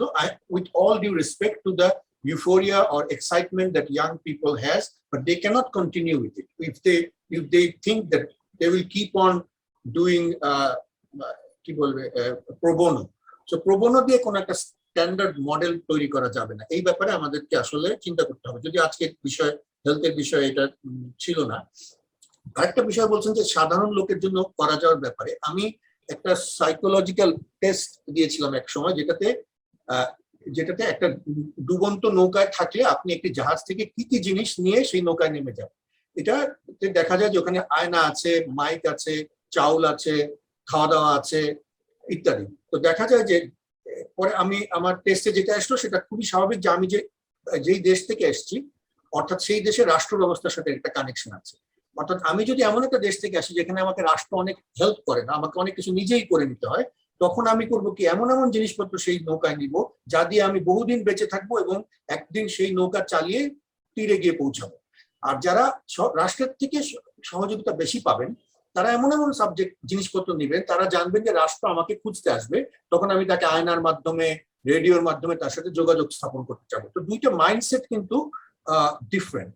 এখানে আরেকটা উদাহরণ দিয়ে, আমি একবার একটা কাজের জন্য কাজের জাজ হিসেবে গিয়েছিলাম সরকারি একটি প্রতিষ্ঠানে, যেখানে অনেক নাম করা বিজনেসম্যানরা, সেই বিজনেসম্যানদের প্রতিষ্ঠান, এবং ওনারা কাজের জন্য যেই দল দুটিকে নির্বাচন করেছিলেন যেখানে আমার জাজমেন্টটা করতে হবে, তারা বেশ নিকৃষ্ট ধরনের। তো ওইখানে ওনাদের সকলের চেয়ারম্যানদের ছবি টাঙানো ছিল। আমি এক পর্যায়ে ওনাদেরকে বললাম, দেখেন আপনারা টস করে যে কোনো একজনকে দিয়ে দিতে পারেন, কারণ আমি জানি যে আপনাদের এখানে যেসব, ওটা একটা হাই রাইজ বিল্ডিং ছিল যদিও, এখানে যাদের ছবি টাঙানো আছে তারা তাদের ইভেন আপনি যারা কথা বলছেন তারা তাদের বাড়িঘর তৈরি করার সময় কি প্রক্রিয়ায় আপনি স্থপতি খোঁজেন এবং তাদেরকে খুঁজেন এবং এখন কোন প্রক্রিয়ায় খুঁজবেন। তার মানে আমরা যখন নিজেদের কাজ করতে যাচ্ছি তখন আমরা খুব সিরিয়াস, আমরা ওখানে যতটা ভালো জিনিস করা যায় করতে চাচ্ছি, কিন্তু যখন আমাদের জন্য করতে যাচ্ছি সেই বিল্ডিংটা হচ্ছে ওনাদের সবার, তখন ওনারা খুবই কম সিরিয়াস। এটা হয়েছে আমি একটু আগে যে উদাহরণটা বললাম, আমি যখন সমাজ থেকে স্টেট সাপোর্ট কম পাই বা আমাকে সবাই মিলে সাহায্য করেন, আমাকে একাই চলতে হয়, তখন আমার মধ্যে এই ধরনের একটা অ্যাটিটিউড ডেভেলপ করতে পারে।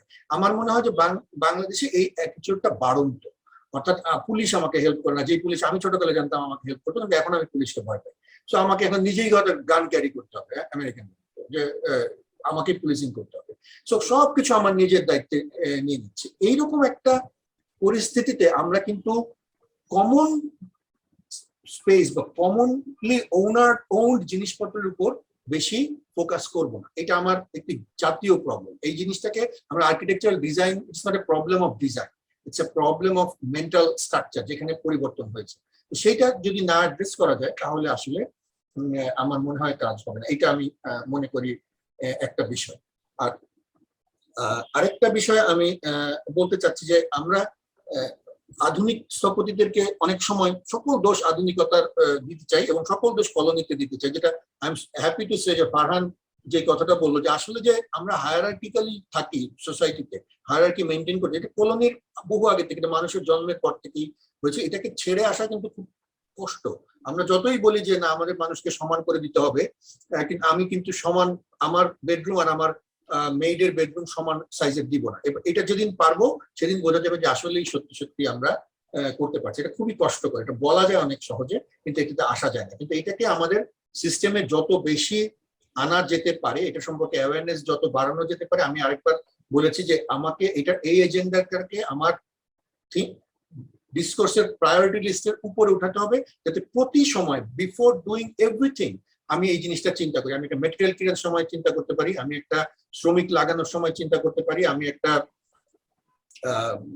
এটা কার সাথে কথা বলবে, এখানে কতটুকু লোক আসতে পারবে না, প্রতিটা ডিজাইন ডিসিশনের ক্ষেত্রে আর্কিটেকচারাল নন আর্কিটেকচারাল ব্যবহার করতে পারি। এর জন্য একটা সামাজিক আন্দোলনের মতো দরকার। যেমন আজ থেকে 20-25 বছর আগে আমরা যখন একটা মুভি দেখতাম ওখানে হিরো সিগারেট খাচ্ছে, কিন্তু সিগারেট ওপেনলি সিগারেট খাওয়াটাকে আমরা কিন্তু বহু বছর ধরে এটাকে আমরা ডিফেম করেছি। এটাকে কেউ এখন একটা হিরোইজমের মধ্যে নেয় না এবং এটা আমরা মেনে নিয়েছি।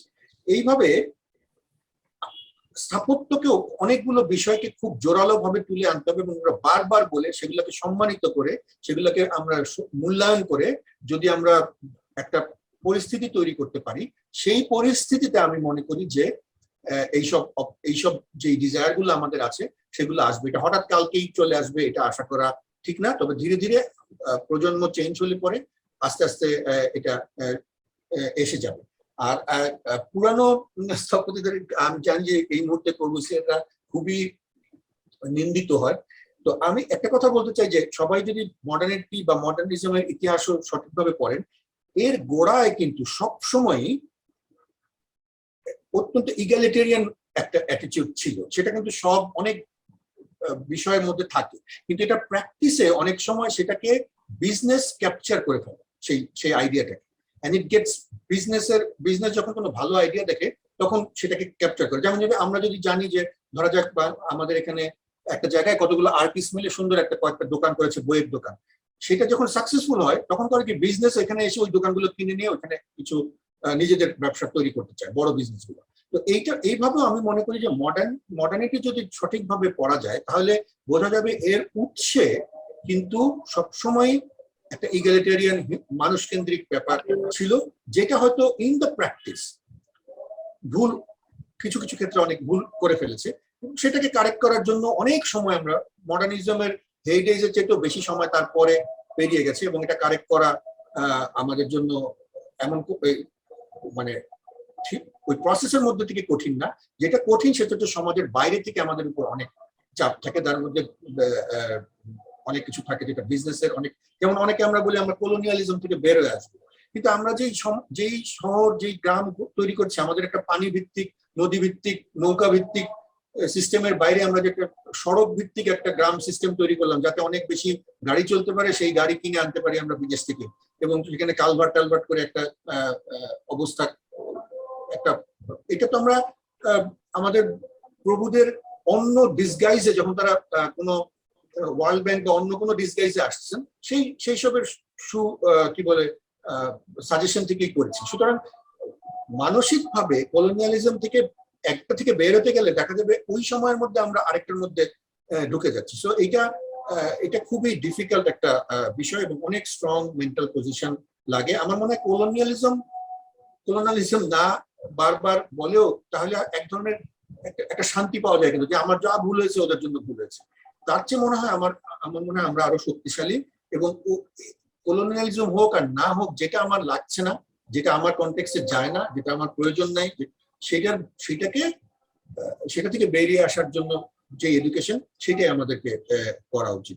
এটা বলে আমি শেষ করবো, যাতে আমরা স্কেপ গোট না খুঁজে নিজের, কারণ স্কেপ গোট করার যেই শতাব্দী, সেটা গত শতাব্দীতেই আমি মনে করি শেষ হয়ে গেছে। এখনকার আমি যেই নতুন সমাজকে দেখি, আমি মনে করি তারা অত্যন্ত নিজস্বতায় বলিয়ান হয়ে আমার মনে হয় এই ডিসিশন গুলো নেওয়ার চেষ্টা করবে, যদি না তারা মিসগাইডেড হয় বা অন্য পথে চলে যায়। এটাই বলে আমি শেষ করি। ধন্যবাদ রিয়াদ। আমার মনে হয় আমি একটু সামারি করি, 2-3 মিনিট সময় নিব। ইউ আর রাইট, আমাদেরকে পিছনে গিয়ে দেখতে হবে যে আমরা কোথায় ছিলাম, সেটাকে জানাটা দরকার, এবং ওটা জানি বলেই এখন আমরা বলছি যে নলেজ প্রোডাকশন সিস্টেমটাকে ডিকলোনাইজ করতে হবে। এটা করতে গেলেও কতটুকু করতে হবে, কতটুকু করতে পারবো, সেটা আমাদের বোঝার বিষয়। এবং স্থানটা কোথায়, বাংলাদেশ। আমি 30 বছর প্র্যাকটিসে আছি, এর মধ্যে ম্যাক্সিমাম সময় আমার ঢাকার বাইরেই কাজ করার সুযোগ হয়েছে, এবং এতে বাংলাদেশটাই আসলে আমরা ওই ঢাকার চিন্তা থেকে বের হয়ে আসার চিন্তাটা দিতে হবে, এবং তখনই আমরা কিন্তু ওই শ্রেণী বৈষম্য এবং ন্যায় বিচারটা করার সুযোগটা আমরা করতে পারবো। ঢাকায় বসলে শুধু গুলশান বনানীকে চিন্তা করি, ধানমন্ডিকে চিন্তা করি, আর বাংলাদেশে বসলে ঢাকাকেই চিন্তা করি। সারা বাংলাদেশটা যে পড়ে আছে সেটা আমাদের চিন্তায় থাকে না। সুতরাং মানসিক চিন্তার পরিবর্তনটা করতে হবে। রিয়াদ বলেছে মডেলটা পরিবর্তন করতে হবে। হ্যাঁ, চিন্তা ভাবনার যে মডেল, সেটাকেই আসলে পরিবর্তন করতে হবে, মেন্টাল স্টেটটা আমাদের পরিবর্তন করতে হবে। এবং সেই সাথে আমরা ইনফর্মাল সেক্টর, যাদেরকে আমরা বলছি অর্থনৈতিকভাবে যারা অনুন্নত, তাদেরকে আলাদাভাবে চিন্তা করার দরকার নেই। আমি ন্যায় বিচার এবং শ্রেণী বৈষম্যর কথা চিন্তা করলে তাদের জন্য রিসোর্স অ্যালোকেশন, সারা বাংলাদেশের সব মানুষের জন্য রিসোর্সটা সমানভাবে অ্যালোকেট করাটাই আমাদের জন্য জরুরি। এবং স্থপতিদেরও সেই চিন্তাটা করতে হবে, যাতে আমরা কিভাবে এটাকে আমরা বলছি, নতুন একটা শব্দ ব্যবহৃত হচ্ছে, নিউ পার্টনারশিপ। এটা ইউনাইটেড নেশনস ব্যবহার করা হয়, যে নিউ পার্টনারশিপ বলতে আমরা যেই ধারায়, যেই চেতনায়, যেই চিন্তাতে এতদিন ভাবে চলে আসছি, একজন স্থপতি কার সাথে মিলে কাজ করবে, এনজিওর সাথে কি মিলবে, একটা পলিসি মেকারের সাথে তার কতটুকু সম্পর্ক থাকবে, একটা বিজনেস কমিউনিটি, রিয়াদ একটু আগে বললো বিজনেস কমিউনিটির সাথে, বিজনেস এন্ড ইন্ডাস্ট্রি স্থপতিদের সাথে সরাসরি ভাবে জড়িত, তাদেরকে নিয়ে কাজ করতে হবে। একটা ইনফর্মাল সেটেলমেন্ট বলছি, আমরা তাদেরকে, যারা স্লাম ডুয়েলার্স আছে তাদের সাথেও আমাদেরকে বসতে হবে, তাদের কথা বুঝতে হবে, ডিসেবল পিপুলদের কথা বুঝতে হবে, নারীদের কথা বুঝতে হবে। আজকে ইয়েও বললো যে আমরা এখানে কয়জন, আমাদের একজন নারী বক্তা ছিলেন, তিনিও আজকে আমাদের সাথে উপস্থিত থাকতে পারেননি। কিন্তু এই ব্যবস্থার মধ্যে থেকে উত্তরণ করার জন্য যদি আমি চিন্তা করি, তাহলে স্থাপত্যের মাধ্যমে আমরা মানুষের মননকে আমরা আলোড়িত করতে পারি। সেই আলোড়নটা আমাদের শুরু করার সময় এসেছে, এবং আমরা মনে করছি যে স্বাস্থ্যকে যদি এখনো সার্বজনীন হয়নি, স্বাস্থ্য নিয়ে পলিটিক্স আছে, কিন্তু আমরা মনে করছি যে স্বাস্থ্যকে সার্বজনীন করতে হবে। এটা যদি করতে পারি, তাহলে এই সার্বজনীন হওয়ার সাথে সাথে একটা ছোট বাচ্চার জন্য যা স্বাস্থ্য হবে, বস্তির মানুষটার জন্য যে স্বাস্থ্য হবে এবং আমার উচ্চবিত্তর জন্য যা স্বাস্থ্য হবে, সেটার সুদূর প্রবাহত একটা এটা হয়তো বা করা ডিফিকাল্ট হবে, কিন্তু আমাদের করার চেষ্টাটা করা উচিত। এবং এটাকে আমরা অনেকেই বলা হয় যে পৃথিবীতে সামাজিক সাম্যতার কথা আমরা বলি, এটা কমিউনিজমে বলা হতো, কিন্তু আসলে মানুষের জন্যই এটা প্রয়োজন। এবং সবশেষে আমরা যে স্থপতি হিসাবে স্থাপত্যের আদনান যেটা বলেছে যে সফট ইনফ্রাস্ট্রাকচার, রাস্তাঘাট, ফুটপাথ, পার্ক, আমরা অনেকগুলো পার্ক ডিজাইন করেছি 2 সিটি কর্পোরেশন মিলে। এবং যখন পার্কগুলো করা হয়, ওই আরিফিনের পার্টিসিপেন্ট শব্দটা নিয়ে বক্তব্য আছে, বাট পাবলিক এঙ্গেজমেন্ট এবং তাদের সাথে বসে তাদেরকে ডিজাইনে একসাথে পার্টিসিপেট করানোর মাধ্যমে বস্তিবাসীদের জন্য এই পার্কটা খেলার জন্য উন্মুক্ত করা হয়েছে। কিন্তু দেখা যাচ্ছে যে সেখানে অবস্থাপন্নরা বলছে যে এই বস্তির লোকজন এসে তো আমার ছেলেপেলেকে নষ্ট করে দিল। কিন্তু ওনারা চিন্তা করলো না যে বস্তির ছেলেটা ওনার ছেলের সাথে খেলাধুলা করে বরঞ্চ সে তার নিজেকে উন্নত করতে পারে। তার মানে এই শ্রমিক বৈষম্য, সার্বজনীনতা, ন্যায় বিচার এবং স্থাপত্যের যে ধারা বর্তমান যে আমরা যেভাবে চিন্তা ভাবনা করছি, আমি সেই জন্য বলছি যে আমাদের স্কুলগুলোকেও সেই ধারণা থেকে পাল্টাতে হবে।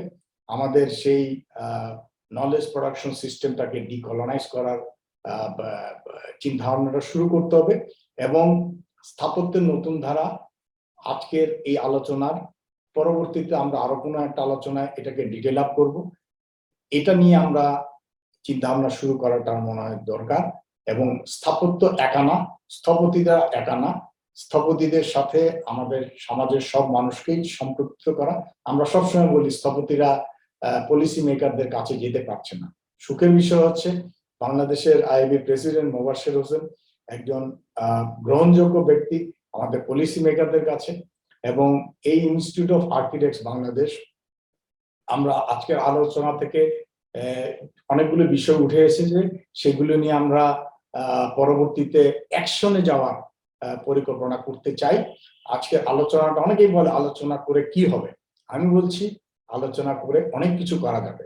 আমার একটা প্রশ্ন ছিল, আজকে এটা তার করা যাচ্ছে না, সময় নেই, কিন্তু আমরা পরবর্তীতে অন্য বিষয়ে আলোচনা করব। সেটা হচ্ছে 2030 সালের মধ্যে আমরা বলছি পৃথিবীতে একটা পরিবর্তন আনার। এবং আজকের যে আলোচনাগুলো হলো সেগুলোর একটা মাইল ফলক আমরা যদি ধরি যে বাংলাদেশকে 2040 একটা মাইল ফলক আমাদের আছে, যে আমরা উন্নত বিশ্বে পরিণত হব। এইগুলো সবই হলো, আপনার বলেছে যে নাম্বার দিয়ে একটা উন্নত বিশ্বের বেড়াজালের মধ্যে আমরা আটকাচ্ছি। কিন্তু আমি মনে করি যে এই টার্গেট গুলো থাকলে, এই নাম্বার গুলো থাকলে আমাদের সামনে একটা দিক নির্দেশনা থাকে, একটা যাওয়ার রাস্তা থাকে। এবং এই ইনস্টিটিউট অফ আর্কিটেক্টস আগামী বছর আমাদের 50 বছর পূর্তি হবে। এবং এই বিষয় নিয়ে নতুন চিন্তাধারা, নতুন চিন্তা ভাবনার বিষয়গুলোকে নিয়ে আমাদের প্রেসিডেন্ট আমাদের মনোযোগ দিয়ে আমাদের কথা শুনেছেন, আপনাদের কথা শুনেছেন। আমি ওনাকে অনুরোধ করব যে আমরা পরবর্তীতে এই বিষয়গুলোকে নিয়ে নতুন দিক নির্দেশনা, বাংলাদেশ 2025-এ নতুন দিগন্তে যাচ্ছে, আইবির 50 বছর পূর্তি হচ্ছে। এবং আমার মনে হয় বাংলাদেশের স্থাপত্যের পেশা, স্থাপত্যের চর্চা, স্থাপত্যের শিক্ষারও এখন ঘুরে দাঁড়ানোর নতুন চিন্তা ভাবনা করার শুরুয়াত। আমি এই শুভকামনা করছি যাতে আমরা নতুন দিগন্তে পৌঁছাতে পারি। সবাইকে ধন্যবাদ। ফেসবুকে যারা দেখেছেন তাদেরকেও ধন্যবাদ। আজকে আমরা ফেসবুকের প্রশ্ন নিতে পারিনি, আমরা দেখতে পেরেছি যে অনেকেই অনেক ধরনের প্রশ্ন করেছেন এবং মন্তব্য করেছেন। আমরা পরবর্তী সময়ে আপনাদের সাথে আবার অন্য কোনো প্রোগ্রামে দেখা হবে। এই প্রোগ্রামটি আমরা রেকর্ড করে এবং ইংরেজিতে সাবটাইটেল করা থাকবে, যাতে আমরা আমাদের বাংলাদেশের সম্ভাবনা, বাংলাদেশের চ্যালেঞ্জের কথাগুলোকে, নতুন কথাগুলোকে যাতে বিশ্বের কাছে পৌঁছে দিতে পারি। এবং ইউআইএ কে ধন্যবাদ এই ধরনের একটা সুন্দর ট্যাগলাইন তৈরি করার জন্য বিশ্ব স্থাপত্য দিবসে। আমরা পরবর্তী সময়ে আগামী বছর আবার দেখা হবে বিশ্ব স্থাপত্য দিবসে। ধন্যবাদ সবাইকে, ধন্যবাদ আইবি কে। এবং আমি ধন্যবাদ জানাতে চাই আমাদের সম্পাদক সেমিনার বিষয়ক তৌফিক, এবং আমাদের সাথে পর্দার আড়ালে কাজ করছে আমাদের পাবলিকেশন সেক্রেটারি সৌ, যাদের কারণে আমরা আজকে সুন্দরভাবে অনুষ্ঠানটি উপস্থাপন করতে পেরেছি। সবাইকে ধন্যবাদ, এবং আইবিস তে যারা স্টাফরা আছেন সেক্রেটারি তাদেরকেও ধন্যবাদ, এবং সবশেষে আমাদের সেক্রেটারি কেও আইবির সাধারণ সম্পাদককেও ধন্যবাদ জানাচ্ছি। প্রেসিডেন্টকে এতক্ষণ আমাদের সাথে থাকার জন্য অসংখ্য ধন্যবাদ। সবাইকে শুভরাত্রি।